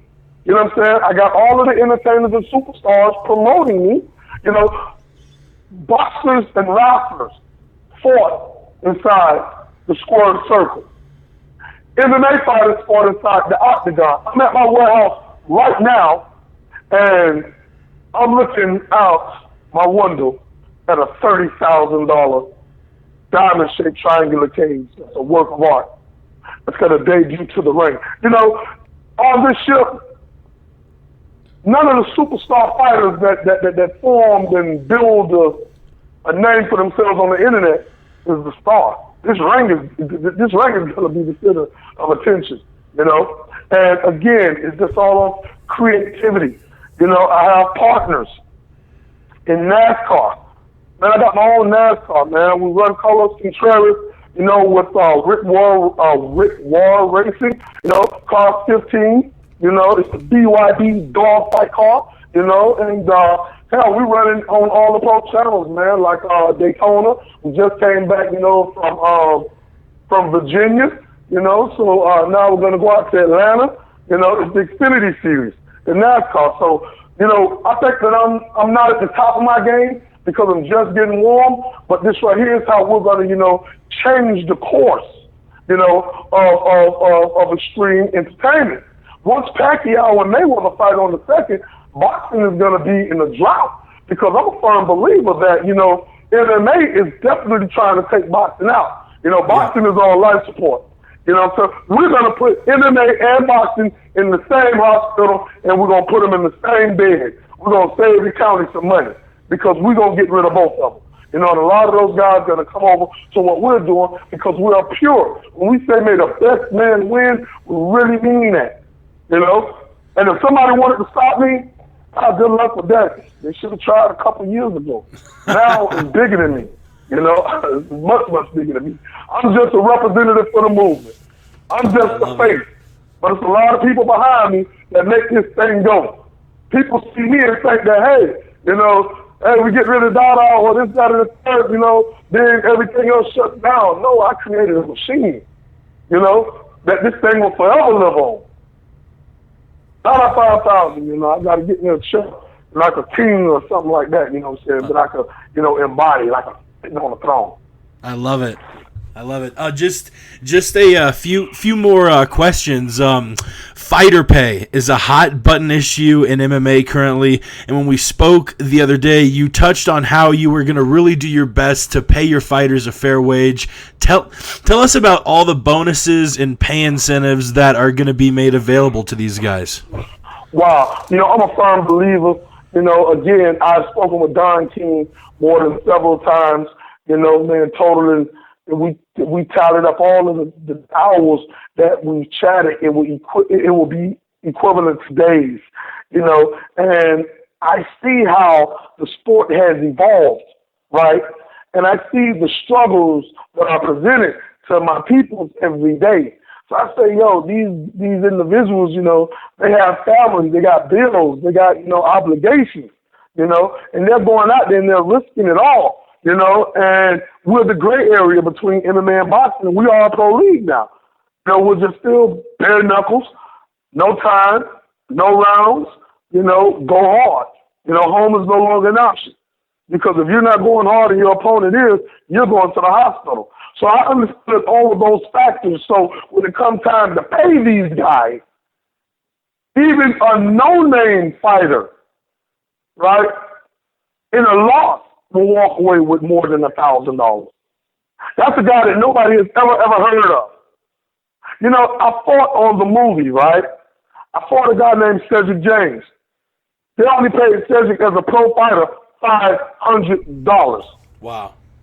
And that dude fought me tooth and nail for $500. I'm a firm believer. Your supplement can cost more than $500. Now you have to give, you know, your trainers, you know, your management, you know, and after a tough fight, man, you only got paid $500. You're going to walk away with $100, maybe $200. Now you're second guessing yourself after your wife or your significant other cuts you out for being stupid because you trained so hard just to walk away with $200. Now individuals start getting jobs. So I say, you know what, we're going to restore faith back to the people, to the hardcore people. And we're going to, you know, put these guys inside a position that they can be excited. We're going to give them, you know, a purse just for showing up. Give an example, $1,500 to show them. It could be as $2,500, $3,000 to show them. Another $3,000 to win. You're already at $6,000, right? Now, let's say you knock your guy out. That's a bonus. Let's say you knock him out with a knee or a kick. That's a bonus, right? For those who are fighting, because we have two classes. We have straight hands and we have 8 limbs. Let's say you knock your guy out. You may get $1,000, you know, bonus. So now you're at $7,000, right? Let's say you get knocked out of the night. That's a $2,500 bonus, right? So now you're at $9,500. You tell me what boxer or what MMA fighter just coming on board that can make that type of cash. Now, yes, you're going to have a name, you know, if you're up there like that, but, you know, a no-name guy can come on for $1,000, win, that's another $1,000, knocked out, that's another $1,000, knock out at night, that's another $2,500. So they can walk away. They can walk away with $5,500.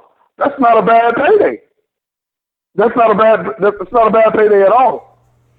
You know, I tell these individuals, I say, don't let these fake promoters, you know, sell you a dream. I did. Luckily for me, you know, they fail to realize my hunger. You know, my go hard, the dog that's deep down in me. You know, that I'm never gonna quit. I'm gonna keep coming.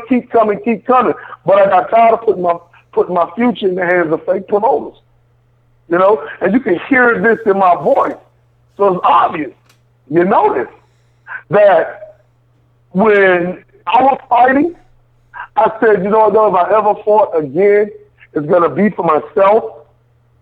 And I meant that. I cut my MMA license up, you know, on Instagram. And I made it very, very clear. I train just as hard as any of these fighters. You know, and I will fight on my own card. Maybe not on this one, but before this year's out, DaDa 5000 will make headlines all over the world. Because this is what we do. People, they fail to realize that, you know, you're not making no real money in boxing unless you're on pay-per-view or HBO or Showtime. And let's go down that ladder. You know, ESPN Friday night fight. You know, if you're not on pay-per-view, you're not making no sponsorship money because they're going to give you money, you know, for, you know, wearing their hat when, you know, the only people that's going to see it is the people that's there.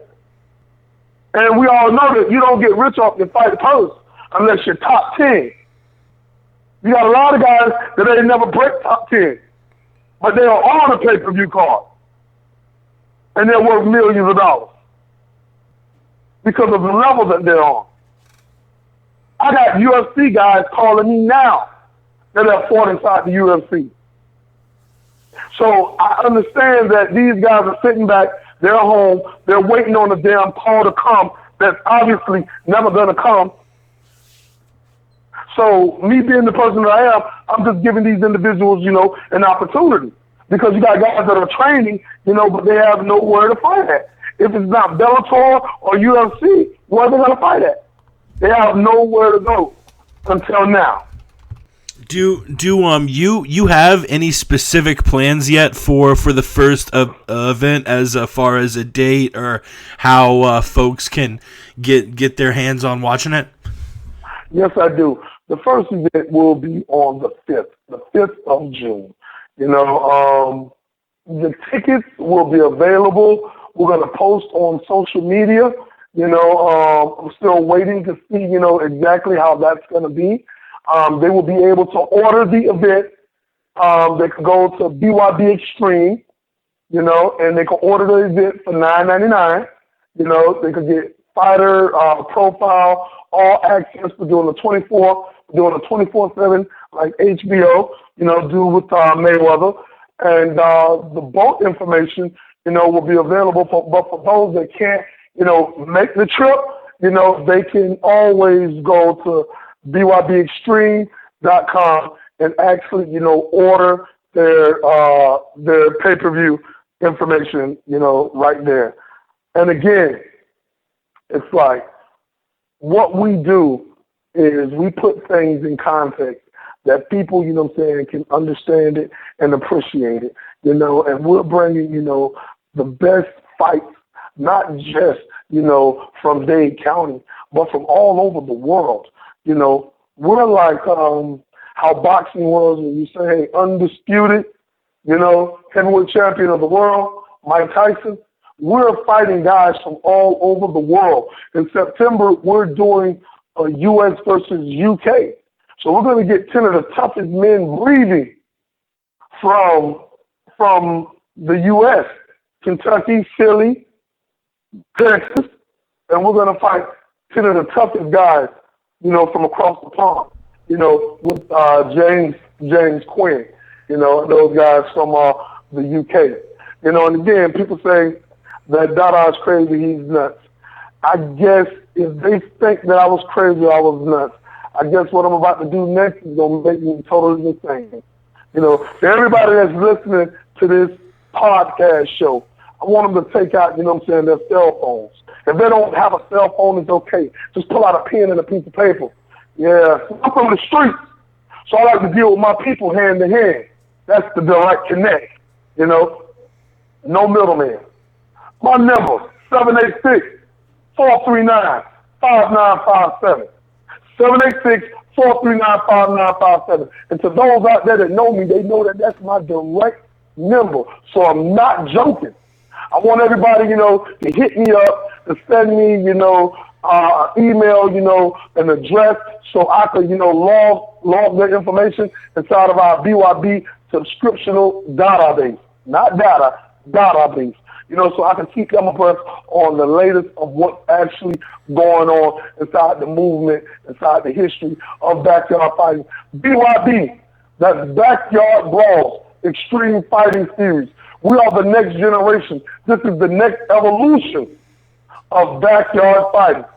We're bigger, we're stronger, we're better than ever, and we're going to, take this market, over. It's going to be real exciting when you see guys out there throwing hands with no gloves, and they're going at it like two ravishing pit bulls. And the real winners are not the individuals that are in the ring fighting. It's the people that get a chance to witness this stuff live, or to see it raw as it unfolds. These are the definitions of true gladiators. Not just true American gladiators, but gladiators, all over the world. I've just created a home for the toughest Russians, the toughest Brits, the toughest Australians, Irishmen, Americans, Jamaicans, Cubans, Australians, everybody with that can, feel like they got what it takes. We're giving them an opportunity. Anybody can get it. Anybody can get it. Exactly. Anybody can get it. I like that one. I heard that one somewhere before. Yeah, I just spent off. I know how to spend it on the side there. Somebody said, I think it was Mayweather. Anybody? I think it was Bronner. Anybody can get it. African, Italian. Yeah, that was awesome. But yeah, man, we really appreciate you giving our listeners the time to tell them about your story. Go to bybextreme.com. You can follow DaDa on Twitter at @therealDaDa5000 and go buy the documentary Dogfight on CocaineCowboys.com for $5. Is there anything else you wanted to mention or any plugs you wanted to get out there before we let you go? Yes, this is on the buying it at CocaineCowboys.com. It will be the best $5, 500 pennies, 20 quarters you ever spent in your life. It's real, it's raw, it's authentic. They stated, that this movie was too urban, too real, too violent for public consumption, And I beg to differ because this is something that's actually going on. The truth, they would hide from you. But a lie, you don't have to ask for a lie. Corporate America, they will volunteer a lie to you. That's something that you don't have to ask for. But yeah, follow me, on Facebook, on Twitter, on Instagram, DaDa 5000, the real DaDa 5000. And just stay tuned, man, and take this journey to this next level, with me, America. Because, man, I think that, what is the artist? The artist is formed off of creativity and originality. No additives, no preservatives. We started in the backyard. Now the world is our backyard. Never been seen before.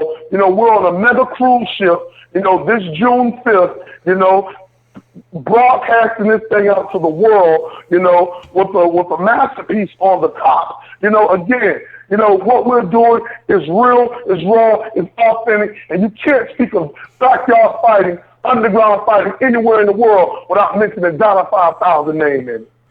DaDa, your work ethic is inspiring, and you obviously have made the lives for a lot of folks in South Florida a lot better. We wish you the best and hope to have you on again down the road when this new venture of yours starts to pick up steam. Thanks for being you, and thanks for spending a little time with us today. Hey, man, thank you guys for having me. It was a pleasure. Later, man. All right, thank you. And there it is, our interview with street fighting legend DaDa 5000 was a very fun interview. Let's get Davey Boy back on the line here to break down UFC 186. But yeah, follow him on Twitter, the real DaDa 5000, bybextreme.com, and if you want to follow Billy Corbin, the guy who actually made the Doc Dogfight, he's on Twitter at Billy Corbin, BILLYCORBEN. I think we have Dave back. Did you listen to the chat with DaDa? Yeah, I did. Wow, that was... Talk about a guy who's into what he does. Jesus Christ. Yeah. I mean, well, when you have a guy that passionate for what he does, I mean, you can't deny his success. Mm-hmm. So, I mean, he's gonna have it. bybextreme.com is the website, one more time, and they are doing a event in a triangular diamond-shaped cage June 5th on a cruise ship, and you can buy the pay-per-view and find out more at bybextreme.com. And this might be the next big thing. Bruce Leroy, fighting in that promotion. I'm actually kind of shocked in that one. I was just trying to figure out how would his style be in that type of environment though. But yeah, that's an awesome interview, Jake. Yeah, I think he's for sure evolved a little bit more as a martial artist since then. But man, these fights, as far as pure entertainment value goes, boxing has gotten kind of boring. I mean, your big name Klitschko, your heavyweight champion, is getting no views on him. I mean, this is going to be a brief, what's the word I'm looking for? Brief resurgence for the sport of boxing when we have Floyd fight Manny, but boxing isn't going anywhere. MMA, yeah, they've I think gotten about as mainstream as they're going to get, but the one critique you always hear is that when it hits the ground, it bores the shit out of a lot of folks, especially people who try to watch the sport and don't understand what's going on. It's 100 times more interesting to watch MMA when BJJ moves and positions and wrestling, and for instance, knowing that when a guy's in full mount, the guy on the bottom is probably fucked. If you're watching it from an uneducated standpoint and you don't know the the meaning and the danger of each move, it's going to be boring as fuck. But BYB really has that appeal that you're going to see a lot of finishes, and it's going to be very, very entertaining to watch. Can't wait. But let's break down UFC 186. It was this past Saturday in Montreal, Quebec, Canada. We had an attendance of about 10 grand, a gate of about 2/3 of $1 million, 668,000. Let's numbers. Yeah, but I think everyone expected that when Barao Dillashaw 2 was taken off the event. And as much as Mighty Mouse is a hell of a fighter, and maybe now with Jones gone, he and Aldo are probably your pound-for-pound kings, people just don't want to see small dudes fight. And it's sad and it sucks because these guys are so quick and there's so much skill involved. And, I mean, first and foremost, hats off to Horiguchi for putting up a fight, especially in the first and second rounds. But Mighty Mouse is a motherfucker, and the fact that he can't draw fans, I think it's not just one reason. The main one's probably his size. The second biggest issue is probably his refusal to run his mouth. I mean, when you hear a Mighty Mouse in interview, I don't want to say it's boring, but the guy gives you the answers you expect. What do you think about your opponent? Well, I respect him, and I think he's really good, and I'm just going to go out and do the best I can, and I really respect him, but I've been putting in a lot of the guy gives boring answers. But I think there's more to that besides, Mighty Mouse Johnson, too, to be honest with you, Jake. And just to go back a little bit in our podcast, too, we're talking about Anderson Silva. I mentioned this, too. There was a point in time where Anderson started to get boring. He needs to get there just needs to be a flyweight that can win, that can just win him over. Or not win him over, but kind of put him over, and maybe just reinvent themselves. If you really look at the flyweight division, it's kind of the same way with the middleweight division. You have Anderson Silva, in that time, and you having people get thrown into him like Talis Leitas, Damian Maia, who else? Nate Marquardt. You have these fighters that are just getting walked through by Anderson Silva, and that's the same thing that Demetrius Johnson's doing. So I think for that notion right there just has to be a fighter that can put him over and maybe reinvent the both of themselves. Yeah. I just I don't know if there is an easy fix. I don't know if the UFC is kicking themselves for opening up the flyweights, but this division has just failed to really attract much attention, even from MMA fans. Yeah, I agree with you on that one, Jake. Just to go into it too, people were leaving in the main event. They were I can't remember. I can't remember this one because I was drinking a little bit, but I think I seen people on the TV they were painting out to the crowd, stuff like that were leaving from. I might be wrong on that one. No, yeah. You are not wrong. That for sure happened. If the cameramans were painting out to see people leaving and stuff like that, those guys need to get fucking fired. If Dana had anything to do with that to get him fired, he needs to. They should have never displayed that on a fucking pay-per-view fight, especially in the main event. That's so disrespectful. Yeah, and what's ironic about the whole thing is the most popular fighter from that city ever, George St. Pierre. It's not exactly like that guy finished every fight he ever was in. He was notorious for wrestle fucking folks to an easy decision. Yeah, it's just nuts. Yeah, and I don't know. Let's start with the prelims, and we'll get to the actual fight. We had Randa Marcos, Valerie Letourneau, and Nordine Talib winning fights on the UFC Fight Pass, all by unanimous decision against Aisling Daly, Jessica Rakoczy, and Chris Clements, respectively.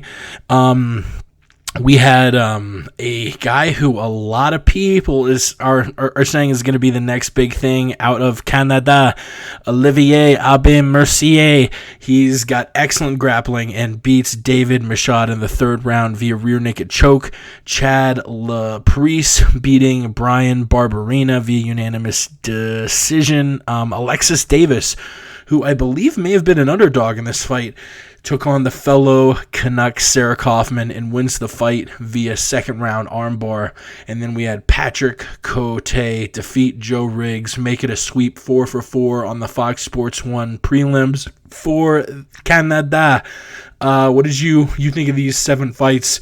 What stood out before we get to the main card? Randa Marcos against Aisling Daly. That was a cool fight. Jessica Rakoczy being 1-6 now, that was kind of expected on that one. Patrick Cote beating Joe Riggs.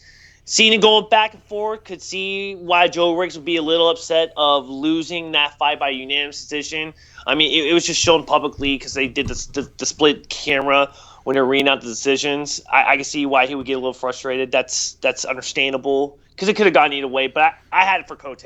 But I could see the argument going the other direction. I think just the other one really was, the only thing that would highlight out of that card itself was Sarah Kaufman tapping 7 or 8 times from the other side, when the ref was on the other side and not seeing the tap. Because it was funny, too, because Kenan Florian tweeted out, oh boy, we got the notorious ref in this fight and stuff like that. And sure as shit, right when he tweeted that, I was like, oh shit, like Sarah's tapping, and like the guy's on the other side, you know. So I forgot who the ref was, but like I guess like he's worse than Mazzagatti and Isla being combined. Yeah, that I don't know. You've that is the one aspect of reffing, you know. Criticize these refs who stop fights early all you want, but stopping a fight late can really damage a fighter's whole career. So yeah. I'm glad she wasn't too messed up. Yeah. Yeah, it wasn't like he wasn't just sitting there and wondering like what's going on. He actually was trying to look and see if there was a tap going on in that one. So he was just on the wrong side, and he'll get better from it, I guess. He will. Let's touch on the first two fights of the main card. Thomas Almeida defeating Yves Tiger Jabouin. Last week, I picked the winner and you picked the loser, which ended up being a theme going through this card. On most of the fights we disagreed on, my guy ended up pulling the fight out, but Thomas Almeida, he is a young, dangerous bantamweight. He's 23. The guy's now 19-0. Yves was his first major test, and I'm very interested to see who he gets next. John McDessie defeats Shane Campbell. The UFC probably wisely didn't refer to the fact that John McDessie is currently getting sued by multiple fighters, John McDessie being the owner of the Fear the Fighter brand that sponsored a lot of fighters, including Gegard Mousasi. And usually the sponsorship goes like this. You put the company's logo on your shorts. The company pays you for putting their logo on your shorts. I think Gegard put the Fear the Fighter logo on his shorts and never saw a dime. So, I'm looking here. Fear the Fighter, whom McDessie is the president of, has failed to fight or pay Eric Apple, Akira Corsani, Tim Elliott, John Dodson, Georgie Karakanyan, and like I mentioned before, Gegard Mousasi. So I was wondering if the UFC was going to let him fight, but they did. He won, and I guess this will continue to be a side story. Yeah, well, I guess going into that one, he did an interview. I think it was either today or this morning or this afternoon or yesterday. But the reason why he did an interview, and he's publicly saying that like he's not the president of this company. The only reason why his name is on that Fear the Fighter sponsorship is because his brother, David McDessie, actually, he actually is the one that, he's the one that does the Fear the Fighter stuff. Like, he does everything with that. The only thing that McDessie does is all it is a name, basically, for him. Like, because of his name being John McDessie, that's how people are going to him and stuff in regards to, you know, the Fear the Fire thing, because of John McDessie. Like, he has nothing to do with it. From what you have to, I think it was on. Do you think he's being honest though? I mean, if he's publicly saying that he has nothing to do with that brand, then I would say yes. I mean, I think if anything, like, he would have all of his ducks in a row to state that. Well, hopefully he does. You know. Yeah. I don't think you should go publicly and say something like that without just making sure you have all your facts straight. You know, I believe him in that and on that aspect. Yeah, and like it's been made clear the last minute or two, I'm not sure of all the details of the case, so I'm gonna sort of wait to give my opinion until more facts come out, until I know a little bit more. I do know that John McDessie was originally supposed to fight the Blackzilian Abel Trujillo. Abel had to back out due to injury. I'm pretty sure that would have been a tougher fight for McDessie than Shane Campbell. You laugh at injury. Are you alluding to anything? I think he was still mentally broke from getting his ass whipped by Tony El Cucuy Ferguson. Damn. I think he was still mentally and anally broke from that fight. That's why he had to pull out. Did you say mentally and anally broke? Yep, I sure did. Davey boy keeping it controversial on the podcast. Have to. Let's move on. Michael Bisping takes on CB Dollaway. I thought as far as the mental game went, Dollaway steamrolled Bisping before the fight because Bisping did his usual shtick of acting super angry and yelling at the fighter and, motioning toward him and just like being Bisping's really so mad. hard. And Dollaway just brushed it off and smiled at him and is like, whatever, dude. Okay, whatever. So, yeah, I thought Dollaway won the war before the fight, but Bisping stepped in there and won in what was my eyes a pretty clear 29-28 unanimous decision. All three judges agreed, giving the fight to Michael Bisping. And I think the question here, there's not really much to say of the fight other than it went the way a lot of folks thought it would. Dollaway, probably the better wrestler, and if he could have gotten Bisping to the ground more, probably would have been able to succeed and win. But Bisping is the better striker, and more importantly, has very good takedown defense. So he was able to keep it standing and cruise to a unanimous decision win. But the question now, what next for the count? He's been in this perpetual state, it feels like the last decade, where he's been top 10, top 5, and he wants a title shot, and he gets close and close, and when he's a fight or two away and he fights, a top guy, not a title shot, but a top a top contender, he never can seem to pull the fight off. Looking at where he is now, Bisping is 10th, Kennedy is 8th. He's already lost to Kennedy. Gegard Mousasi is 7th. Yoel 6, Anderson 5, Lyoto 4, Vitor 3, Jacare 2, Luke Rockhold 1, and obviously your champ is Weidman. Do you think you make a fight between Anderson Silva and Michael Bisping? Do you think you match him up against 10th ranked Talis Leites, fight against Gegard? There are a lot of directions you could go here as far as matching him up against a guy he hasn't fought before. I like the Gegard fight. That one kind of interests me to watch. I just want to throw something out here too. CB Dollaway actually surprised me in this fight. He actually knocked Bisping down. I was actually shocked by that one, and because the last podcast, I was talking a lot of shit about CB Dollaway, but I will say, looks like we lost him again, Davey boy. Your connection is shit. I don't know what's going on. Oh, you're back. You go back about 10 seconds because that's when your audio cut out. Oh, I was saying that CB Dollaway actually he actually was doing pretty good for himself in that first round, and that's seen why the judges gave him that one round because it went 29-28. And but as for Bisping, who he fights, I want to say Gegard Mousasi. That would be pretty interesting to me. But I don't even think is Gegard still ranked in the top 10. Yep, he is 2 spots over the count. Gegard is 7, Bisping is 9. Okay, I would say. I mean, we were talking about not Gegard, but Bisping's takedown defense.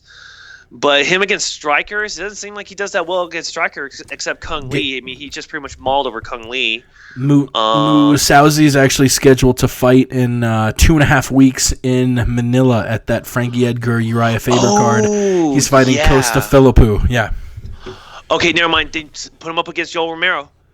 I mean, and I think Bisping would take that fight in a heartbeat because Jacare isn't going to fight Yoel Romero anytime soon. So you make that fight with Yoel Romero and Bisping. Yeah, I don't know. I think if Gegard gets past Costa and is willing to fight, I mean, Mike just fought too, and I'm sort of leaning toward a match between Gegard and Bisping in that fight. I like that fight. I would pick Gegard, I think. Oh wait, who would you pick? I'm sorry. Gate guard. Yeah, I'll go Mousasi too on that one. I feel bad for Bisping too, man. Like, he's been so close to that brass ring, and it just comes to the point where, you either stay with the Fox analyst or you just sign a deal with Bellator and you become a middleweight champion over there. Yeah. It's like it goes back Phil to Davis route. Yeah, it goes back to what we were talking about 2 podcasts ago. It's like, there's certain fighters that we like or don't like that we know are not going to be top stars in the UFC. Might as well just pull Phil Davis in a win-win situation for yourself. Give more money, and then you fight less players. Yeah. Yeah, that's all I got on Michael Bisping. So I guess let's roll to the co-main event where we saw Quentin. Do we really Rampage. have to? Oh, yeah, we saw Quentin Rampage Jackson fight. Neither guy looked especially inspired. Toward the end of the fight, Maldonado looked like he was punching underwater. It was, and I stole that quote from our friend Ramsey at the Aunt Jimmy show. But, yeah, Jackson, it's good he won, I guess, but, I don't know. It was a unanimous decision to Jackson that you can't really argue with, and Fabio looked terrible.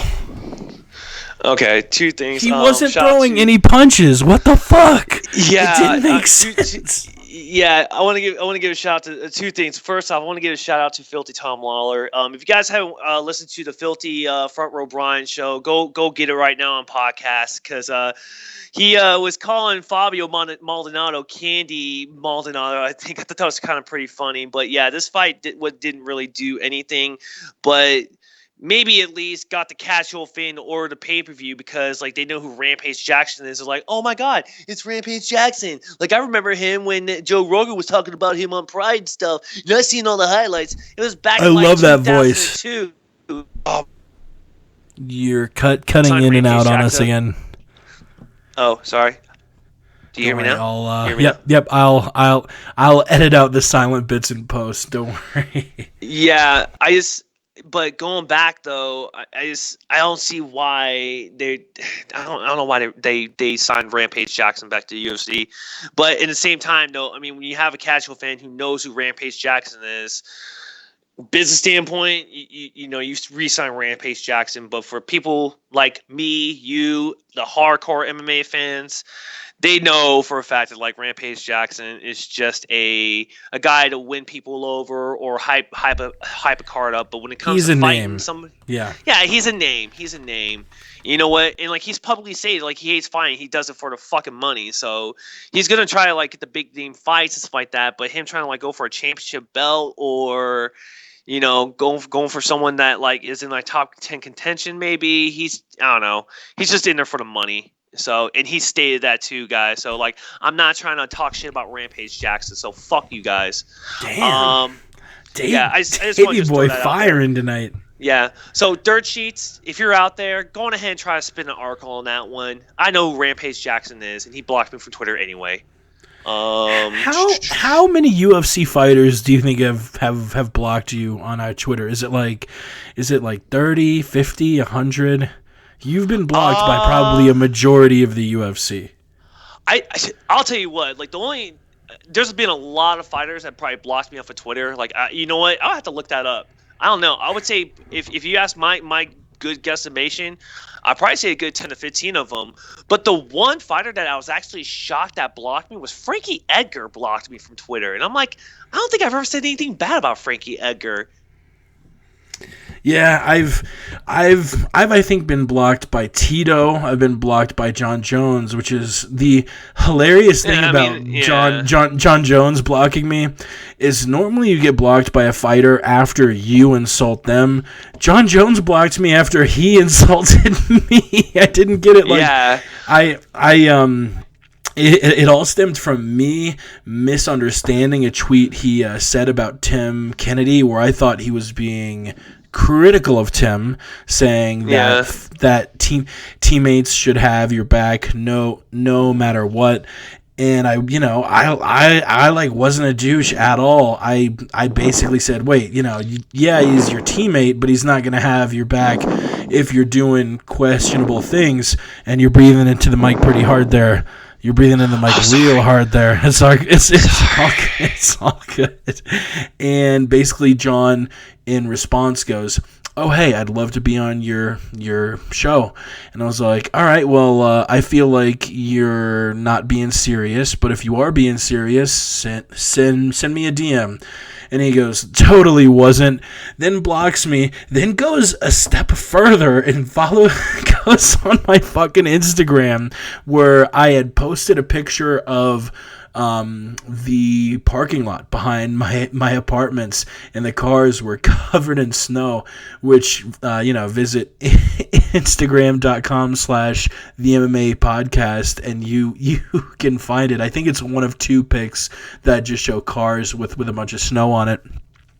And the caption was like, "Man, for fuck's sakes, in the middle of April, what the fuck?" And Jon Jones goes on the picture and goes, "You mad?" So I guess I'm flattered that one of the best fighters of our generation went to those lengths to try and troll me. I found it flattering, but the guy just blocked me. Tito blocked me probably because I said some shit about him.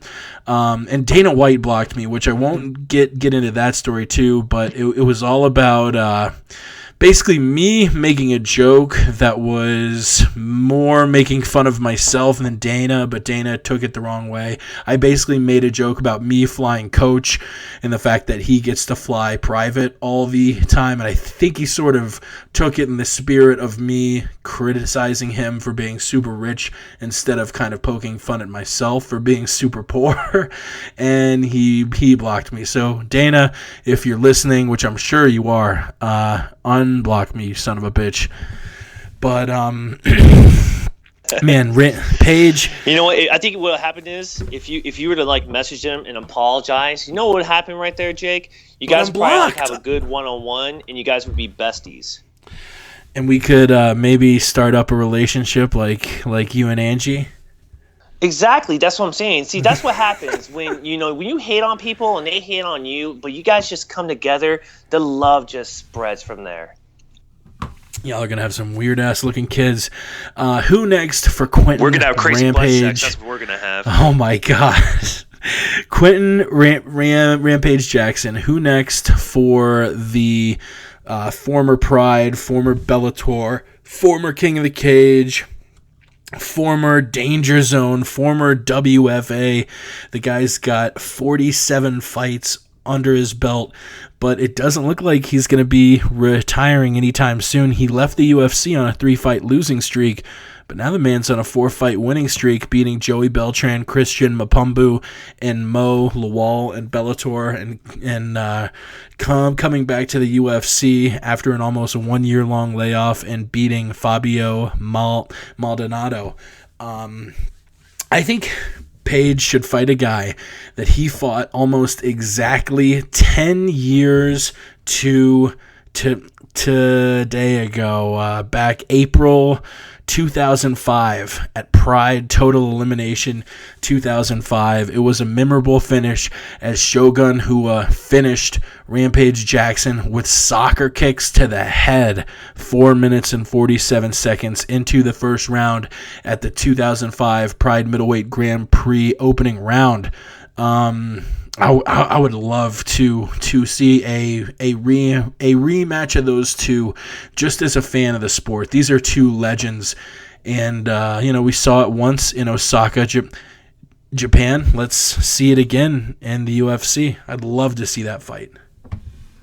And just to give you guys a little history lesson, actually, on that fight, he actually fought Marilla Ninja Rua, which is Shogun's little brother, and Murillo actually won that fight, but the judges gave it to Quentin Rampage. Ninja won that fight, but they gave it to Rampage. Now, here's another thing with that one, too. In Rampage, actually, he knew he lost that fight, and he actually tried to give the trophy to Ninja, actually. He actually tried to. Murillo was upset about it. I don't think Pride 29. I don't think he was upset at Rampage. He was more upset with the decision. And Rampage actually was a very, very generous and is trying to give him like the trophies that the winners would get in Pride. And then, but just to kind of fast forward a little bit more, Shogun goes in there and after the match and stuff like that, goes in there and tells Rampage, "Hey, I want to fight you next." Now, here's the other thing too that actually kind of kind of hype up this fight too. Rampage actually publicly stated in that post-fight interview that he does not want to fight Shogun. So now when they fought the next time when they did fight, and you see Rampage getting beaten like that by Shogun, though, you get to see like really who Rampage was all about back in the day. But for them to fight now, I wouldn't mind seeing that. And I think Rampage even also stated that he wants to fight every single person that he lost to as well. But Glover, Bader, Jones, Evans. I guess you could put who are there? You would know a guy who was big in Pride around the time that Page was big, but they never fought, was Little Nog. I don't know what the status is with him. It seems like he's pulling out of every fight he gets put in. But currently Page is 11, Little Nog is 12, and Shogun is 9 when it comes to the UFC rankings. So all of them are floating around that same spot. Currently, I'm looking now.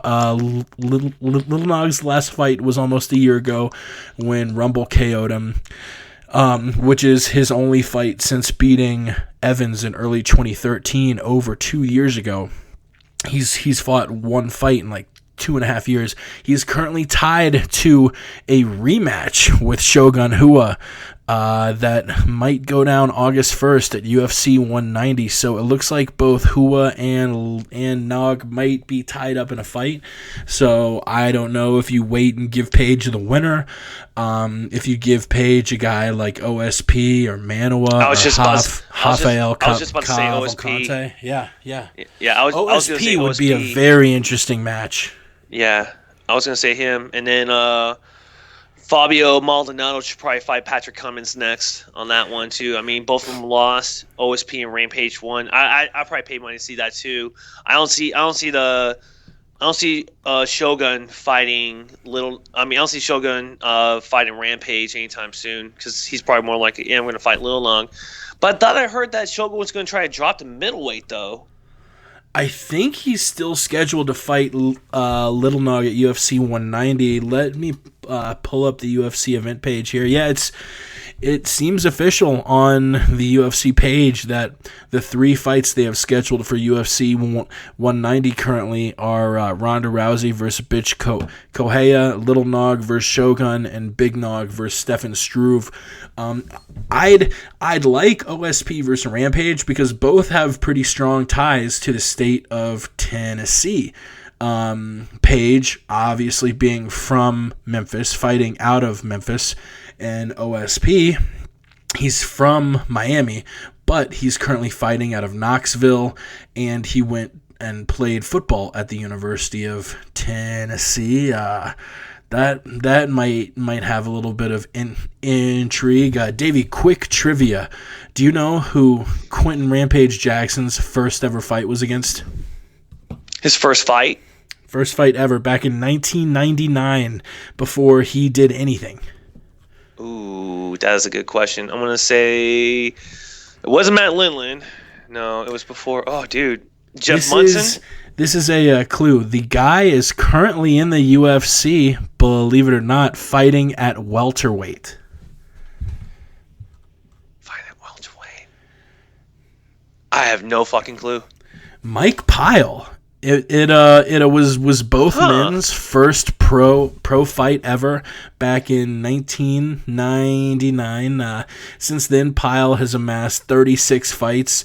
Rampage has amassed 46. But Pyle and Page are both from the state of Tennessee, and both of them squared off. I would love to have seen the size difference because you would think now with one being at 205 and one being at 170 that Page would have been the much larger man, but both are 6'1".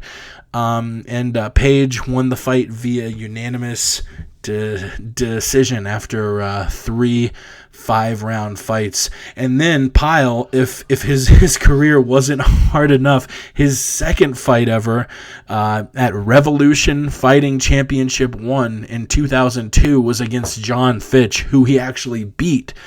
It's always interesting to look back and see fights between two guys who at the time were nothing, but both would end up going on to have pretty successful careers. Yeah, MMA trivia for you listeners. I think I would have to actually go onto MMA Linker to possibly find that fight. I like the Underground, but I'm an MMA Linker guy.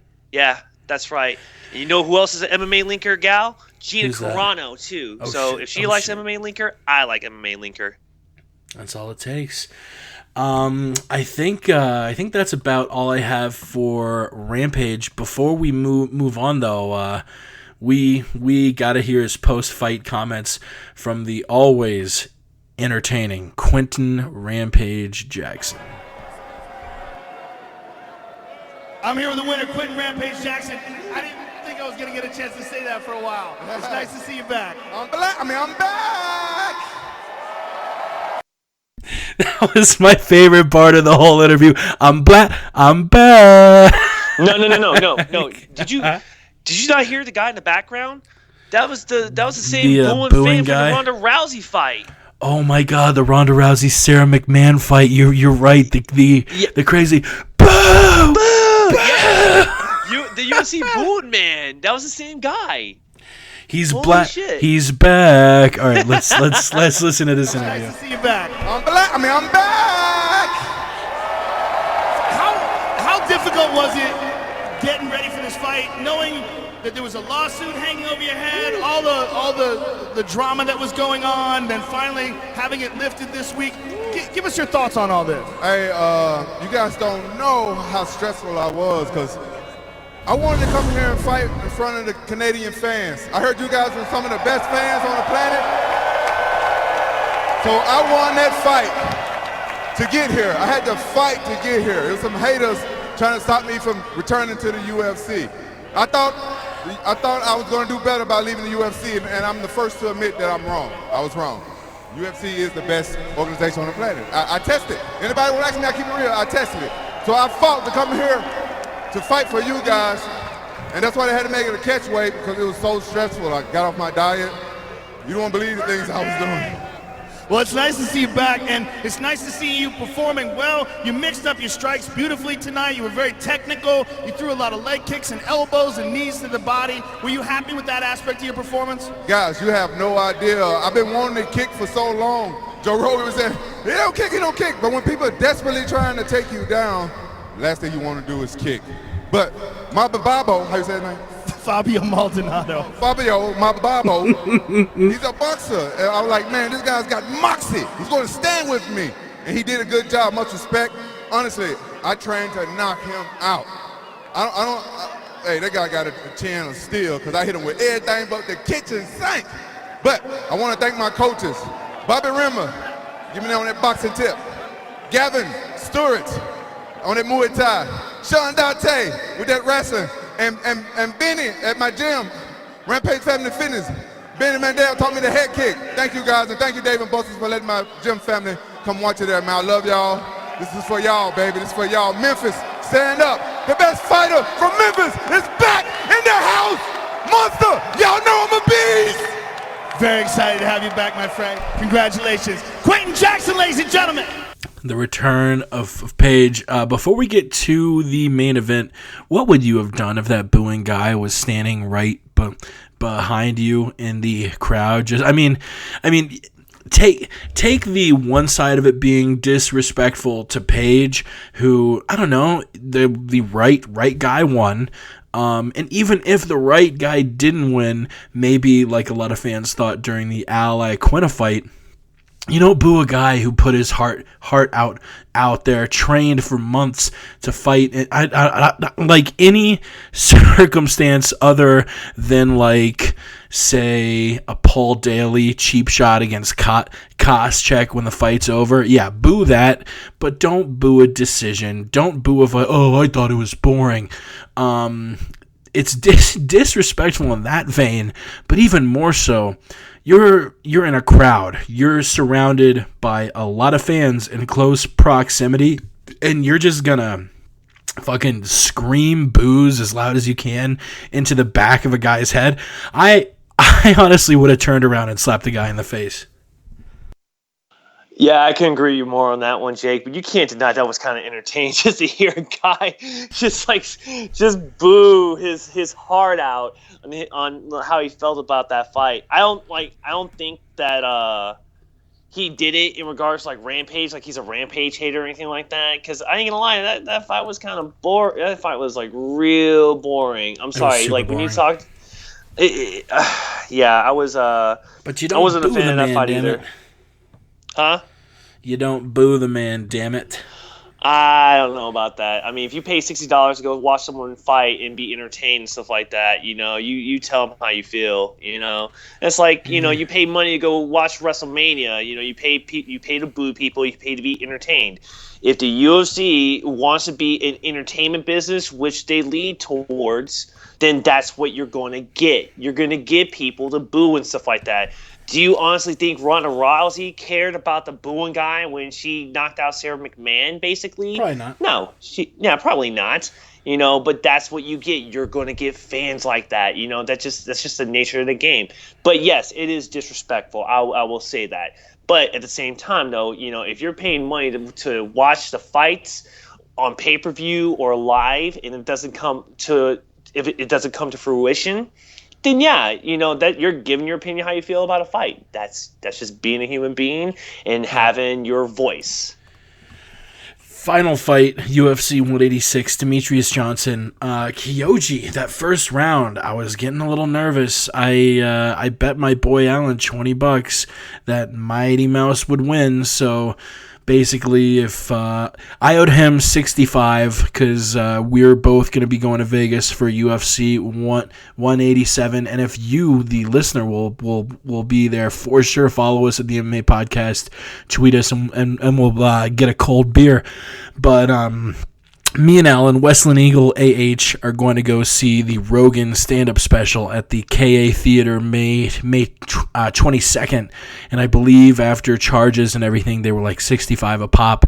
And we made a deal to where the original $65, if Mighty Mouse won, I'd take 20 off that, and I'd only owe him 45. But if Horiguchi won, going off the odds, which at the time we made the deal were plus 525, I would have had to add $105 to the bet, and I would have owed him $170 instead of 45. So it was a difference of $125. Luckily, it worked out. But that first round started the second round. Kyogi looked really good. It looked like his stand-up was, if not better, was on the same level as Mighty Mouse. The first round, very close, but I thought Johnson got it with a takedown. The second round, Horiguchi won the first half of, but as the fight went on toward the end of the second round, especially in the third, fourth, and fifth round, you could see that Horiguchi sort of spent himself out and just didn't have the gas tank to go 25 minutes against maybe the most well-conditioned athlete in the UFC in Demetrius Mighty Mouse Johnson, who just grappled the shit out of him. Like my boy Yao the Truth says, grappling wins fights, and this was all grappling, all Mighty Mouse, all wrestling, and although it looked a little close to start out, Mighty Mouse ended up winning the fight easily. Yeah, I couldn't agree with you more on that one, Jake. He did win that fight easily. But and again, this goes back to kind of like the Rampage Jackson fight. Was it boring? Yeah, it was a little boring, and yes, it was disrespectful seeing the people leave, in that main event too. Yeah, I'd be a little upset, but again, you pay the money to watch a fight, and if you're watching something like that, If you feel like you need to leave, that's fine. I guess that's your money. That's your opinion about it. Disrespectful, yes, but your decision. I think the finish, awesome finish. Like, I don't think that's ever gonna take place where you win in the last round, win 4 minutes and 59 seconds by an armbar. Yeah, I'll be honest with you, the latest finish ever. That was phenomenal. Yeah, that was phenomenal at the same time, and it actually pissed me off more. It's like, you couldn't have done that like a lot sooner. I don't know why I was upset about it. I'm sure he was trying. Yeah, I know he was trying and stuff. And like, honestly, I do like Demetrius Johnson. I just feel it's like he is the greatest featherweight in that division. And flyweight. Why did I say featherweight? Because I don't know. I'm thinking about McGregor and fucking Aldo. Yeah, or that too. He is the greatest flyweight in that division, and but at the same time, there's just no one else near him that can give him any level of competition. So, but for him to finish it on the last second via armbar, I'm just like, God damn it! Like, why couldn't you just done this like a lot sooner? I guess, but.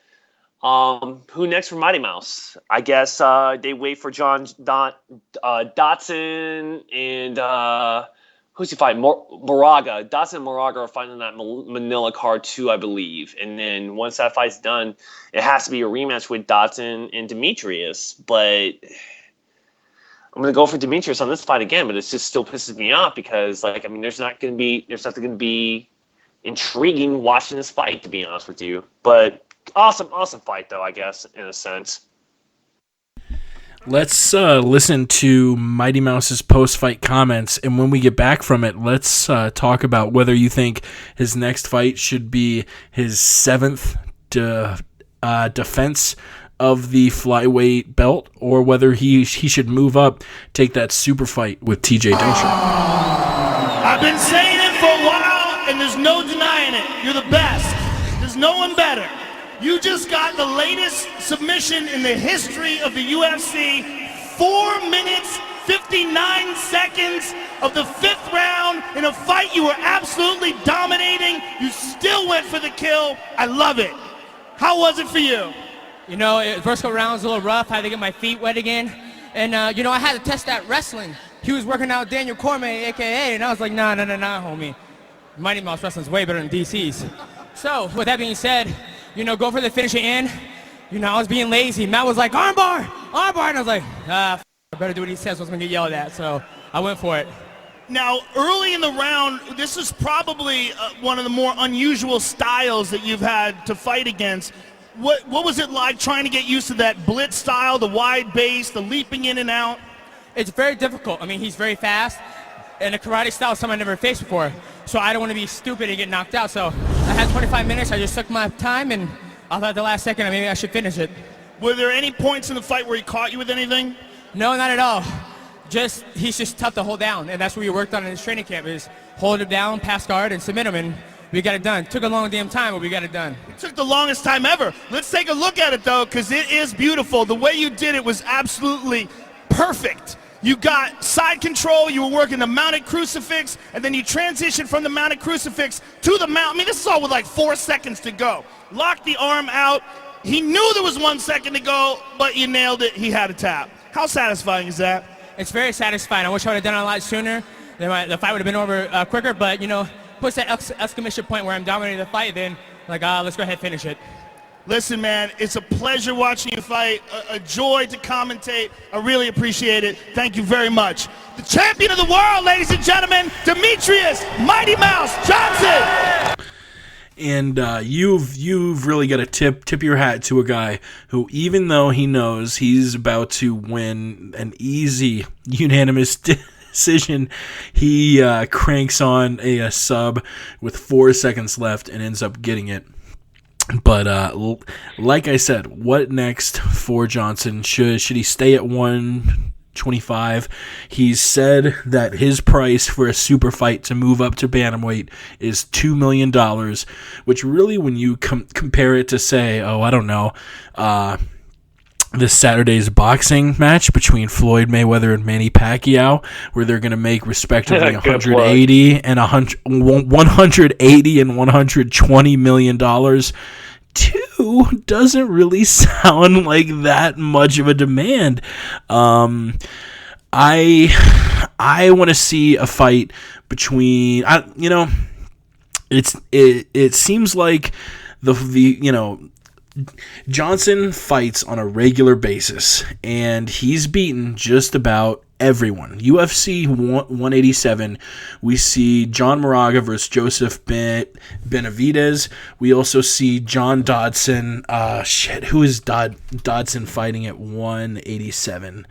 Dodson no, he just fought Moraga. He's fighting Zach Makovsky. Pardon me. Ooh. Oops. Oh, yeah, I forgot about that. Damn it. Yeah, no. No, I was saying pardon me because I burped. But so you have Dodson versus Makovsky, Moraga versus Benavidez. Let's do another sort of like you did a 4-man tourney for the initial flyweight title.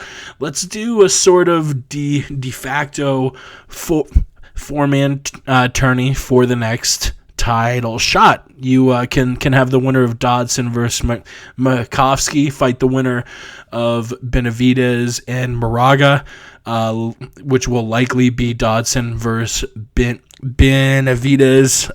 I think most fans would agree that those are your best 2 125-pound fighters. Let's see that fight maybe late 2015 and have Johnson just go up for one fight. Just go up, fight Dillashaw.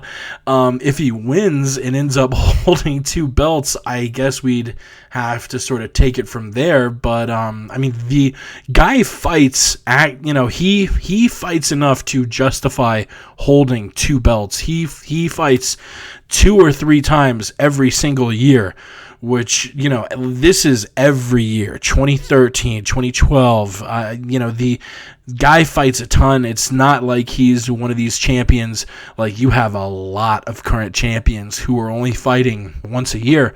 Why the fuck not, man? Let's see Johnson move up and take on the bantamweight champ, which I guess, I don't know if, have they rescheduled Dillashaw Barao yet? Let me. I think they did. I think they did. I should know this. But while you're trying to find that, Jake, I would say you talked about like having like a 4-man tournament. I'm gonna say hell no to a 4-man tournament. And here's why. Here's why I say that. The first 4-man tournament was that they had something like that. It wasn't necessarily a 4-man tournament, but they had something similar to what I'm about to say. They did some on Fox. It was a light heavyweight. It was a light heavyweight, like a number 1 contender bout. It was Mauricio Shogun Rua against. Actually, I'll start out like this. It was Lyoto Machida against Ryan Bader, and then you have Mauricio Shogun Rua against Brandon the Truth Vera. And Dana White was trying to promote to say like whoever wins this fight is going to be the this. number 1 contender. It was UFC on Fox 4, and I was in St. Augustine, and I got drunk as shit with my buddy Murphy. And sorry, you can go ahead. I remember that very clearly. Like, no, I know, yeah, but it was just funny. It was funny to me because like you hear Dana trying to promote Brandon Vera as possibly being the number 1 contender. And I'm like, no, like, I'm sorry, Dana. Like, I agree, like, there was a time where I agreed with, like, a lot of things that you said, but this right here, like, took the cake right here. It's like, you do not give Brandon Vera the fucking title shot. There's no way he would best Jon Jones or be in the same platform with Jon Jones. But that he fought Jones once, actually, on Jones's way up to get the title.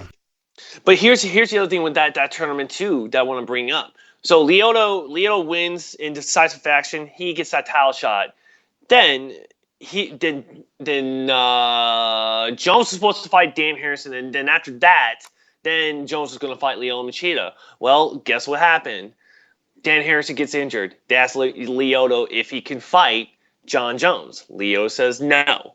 And that tournament never really came to its fruition on who should on the man the winner of the being the #1 contender fighting Jon Jones. So like going back, long story short, very long-winded on this one, but going back, having another tournament, I don't think would do it justice in that sense. Plus, you just got 4 guys in the flyweight division that you really look at, and then you compare him to Demetrius Johnson. Again, it still would not be exciting in my opinion. You move Demetrius Johnson up, and do you give him an immediate title shot? Absolutely not. You do not give him an immediate title shot. You let him fight Renan Barão. I want to see that fight first. I want to see Renan Barão and Demetrius Johnson first. Then you give him Dillashaw after or if he beats Renan Barão. I like it. Davey boy, come into the show with hot takes. And yeah, don't worry about being long-winded. I think this is the longest show we've done in a very long time. We're at 2 hours 55 minutes so far. We haven't had a show go over 3 hours in a long time. So this is the MMA Podcast 127. It's a super show, ladies and gentlemen. You're probably going to need to break it up over a few days to hear all this shit. Right. But I guess I don't have anything else on UFC 186 unless you do. I have the post-fight presser highlights right here in front of me to play unless you have anything else to add. No, I don't. This card. I mean, and here's the one thing I will say. Actually, that card. I mean, they fought. You know, they prepped, they trained. You know, to fight in this card and stuff like that. And I guess the whole Jon Jones situation just pretty much made you forget about UFC 186. So if anything, I feel bad for all the fighters that fought in that card because Jon Jones pretty much fucked it up for you guys by getting in trouble in Albuquerque, New Mexico, because no one's talking about you guys. He's in love with the coco. He's on the run from the popo. Let's get the post-fight presser highlights from UFC 186. We'll start with UFC President Dana White. The attendance tonight was 10,154. The gate was 668,000.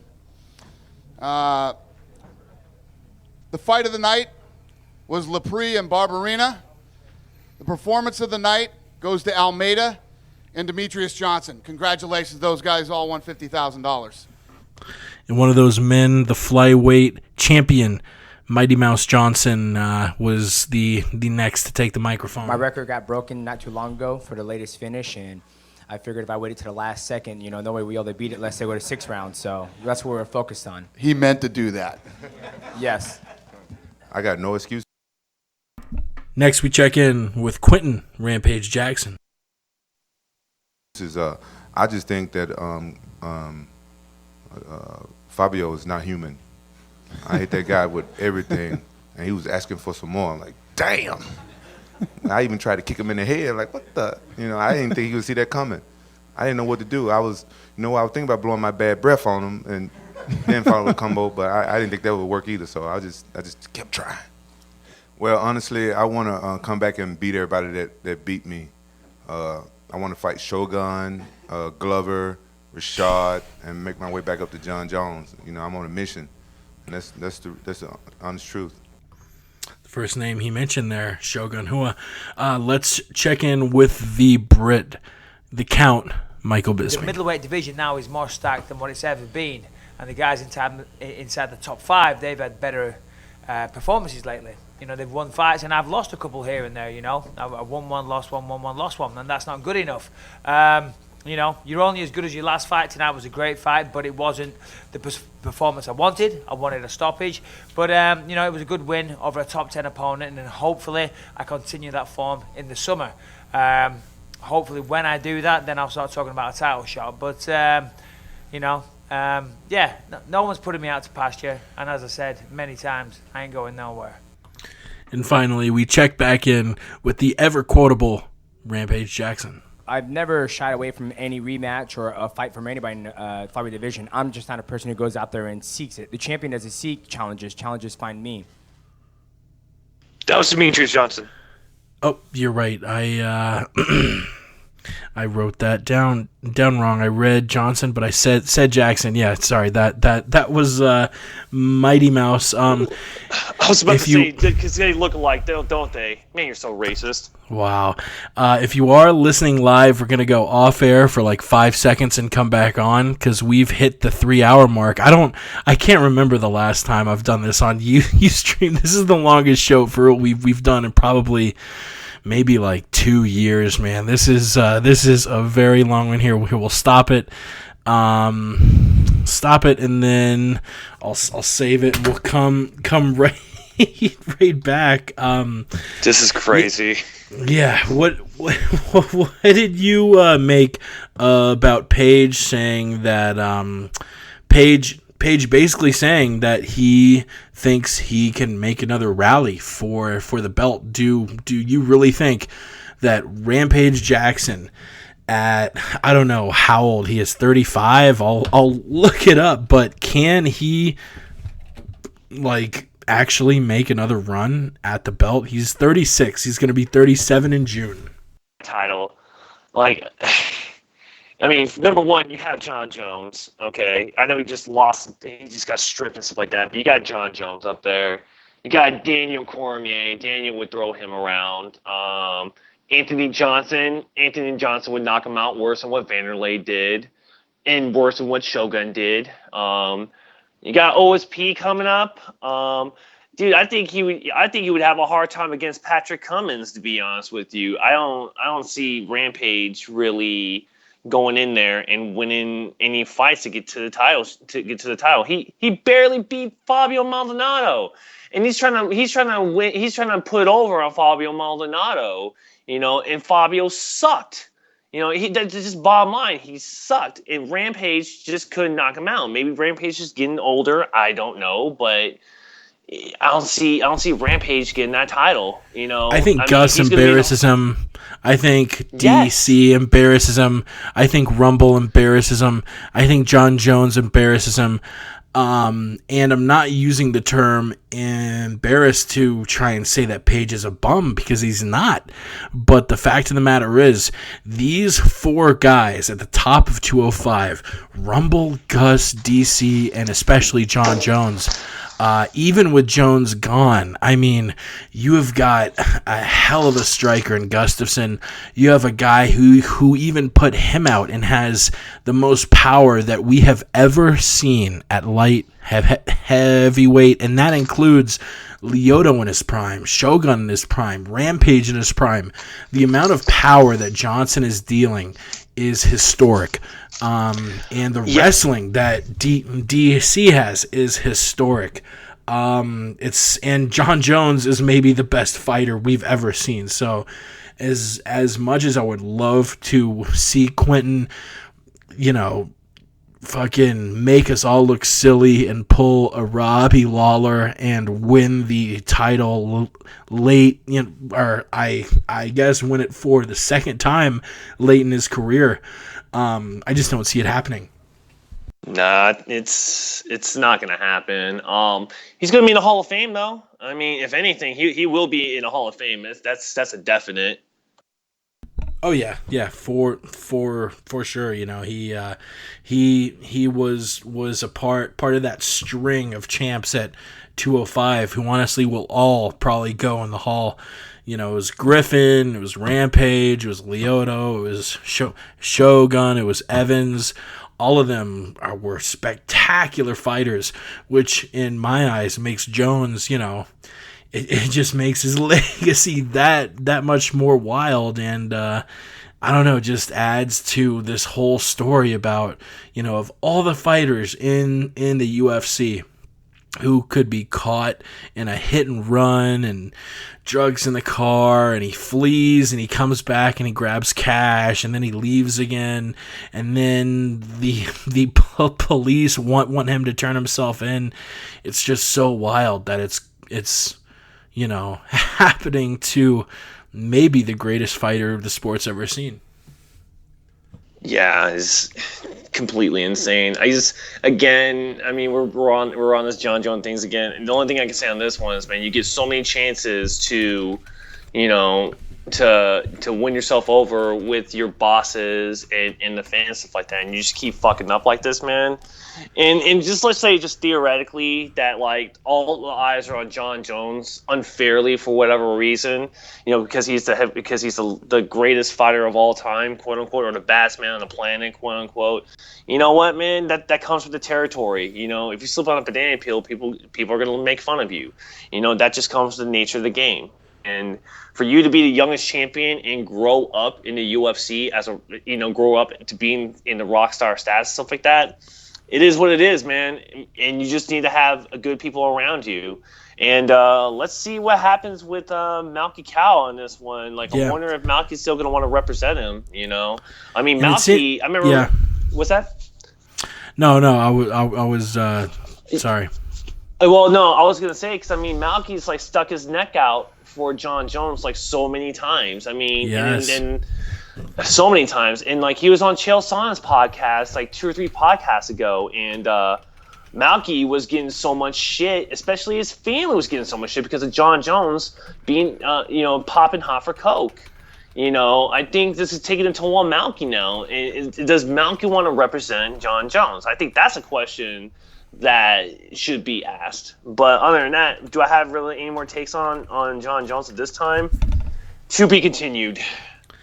Yeah, and it's a little interesting. Jon Jones' college roommate, Colby Covington, is currently a UFC welterweight.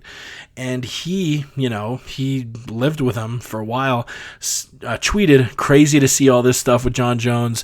The dude never learns." And I know because I lived with him for 2 years. We'll see what goes down. We're over 3 hours. We have to shut this shit down now. I'm probably not even going to be able to upload this on SoundCloud because they have not just a maximum of 1 track, but for your whole library, you can't go over 3 hours. So this is probably going to be an iTunes and YouTube exclusive. But finally, before we log off, I've got to get your thoughts on this Saturday's spectacle, Floyd Mayweather versus Manny Pacquiao. Who you got and why? Floyd Mayweather, hands down. He's going to win the fight. And the reason why he's going to win the fight is going to be by unanimous decision. There's no one in the history of boxing that has been undefeated and going to retire undefeated. Well, actually, I take that back. Jake LaMotta, I think. Yeah. Way back in the day, yeah. I take that back. But, I mean, just to see how Floyd Mayweather fights and stuff, he talks so much shit to where people want to knock him out and stuff. And Floyd is so smart to know how to defend from those fires, stuff like that. And I think Floyd is going to do the same thing. It's going to go 15 rounds, and Floyd's going to win by unanimous decision. There's no way around it. I think, if anything, what they could probably do is make it close. There has been works in boxing too, guys. And it's been notarized, or not notarized, but it's been public. They can make this a work. Have it like Manny Pacquiao, make him almost win the fight, but go for Floyd Mayweather and make a part 2 to this one. But I see Floyd winning. I see Floyd winning by unanimous decision and being smart in the game. You and me disagree a lot, but I couldn't agree more. The only thing that, pardon me, the only thing that's going to get in the way of Floyd winning an easy unanimous decision is the corruptness of Vegas, which I think isn't going to happen because all the bettors are betting on Manny Pacquiao. You dumb motherfucker. If you place a bet on Manny, it's for one of 2 reasons. You know about boxing, but you're letting your heart make the choice. You're going by ethos, and you think, Manny's a really good guy and Floyd's a real piece of shit, which I won't argue that point, but you don't bet with your heart. You don't bet on the good guy in a fight like this because Floyd is better, period. And if you're saying Manny's gonna win a KO, what? No, Manny hasn't gotten a KO this decade, and he's fighting the best defensive boxer of all time. He hasn't had a knockdown since Ricky Hatton. Yeah, exactly.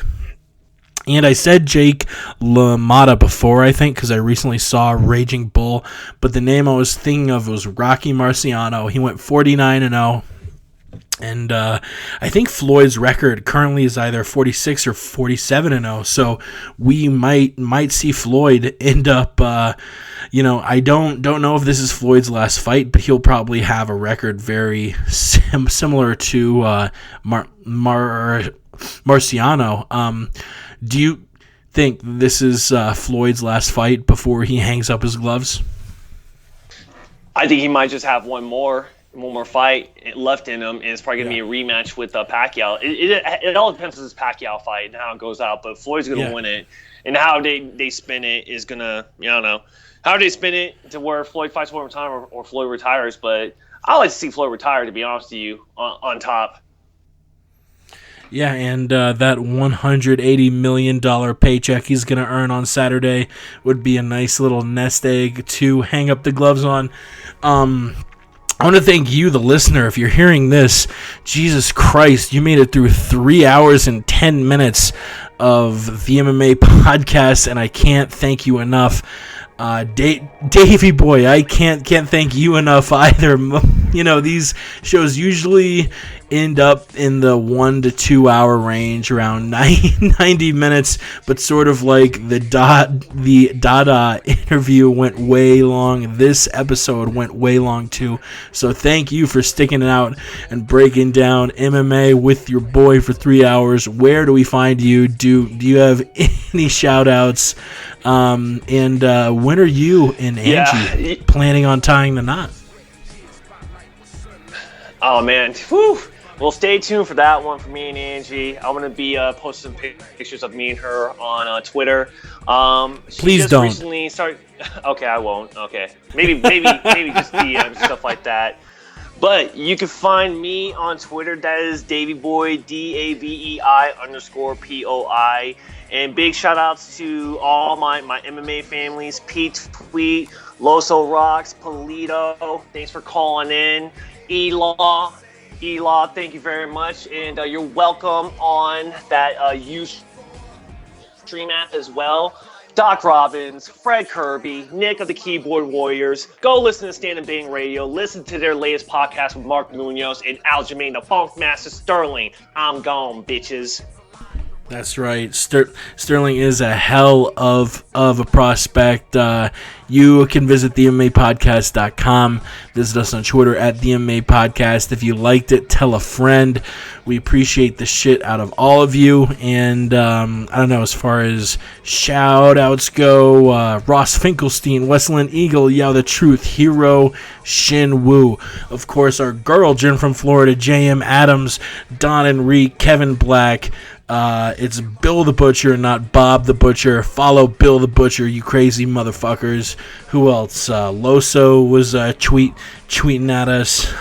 Mystery Meds, the dopest rapper in goddamn Canada. And shit, it's been a long show. We'll see you next week. We appreciate the shit out of you listening. We gone. Jake, tune into the MMA podcast. Every Tuesday night. Dr. Wild style, always been a foul child. Realize, sucker, I be the coming like Noah. The MMA Podcast, Jake is the host. And since Ramsey's been in the wheelchair, the Aunt Jimmy Show has been on the road. I wanna say Jon Jones is a host, so I think that I'll pick up the phone and dial 213-457-3380. We got hot takes on the stove. You get blood on your clothes if you're sitting in the front row. I throw on my gi and then I lace the hoops. I'll have Gal lying down cause he ain't the truth. And if Alan wasn't a cop, I'd mention you. And shout out to Ross Finkelstein the Jew. Cause according to you, you're an MMA guru. A Brew Bisping lost his hands, Count Dooku. If you're a fancy boy, you get a 2-minute slot. Mystery wants a title shot. So listen to the MMA podcast. Throw a high kick, but I block that. Call me T-Ass, screaming George, where you at? I'm on the strap. When you know that I'll never tap. So listen to the MMA podcast. Throw a high kick, but I block that. Call me T-Ass, screaming George, where you at? I want the strap. And you know that I won't tap. Mystery. the MMA Podcast. Most of us just live and breathe this fighting shit. Shut up, Jake. Shut up, Jake. Yo, yo.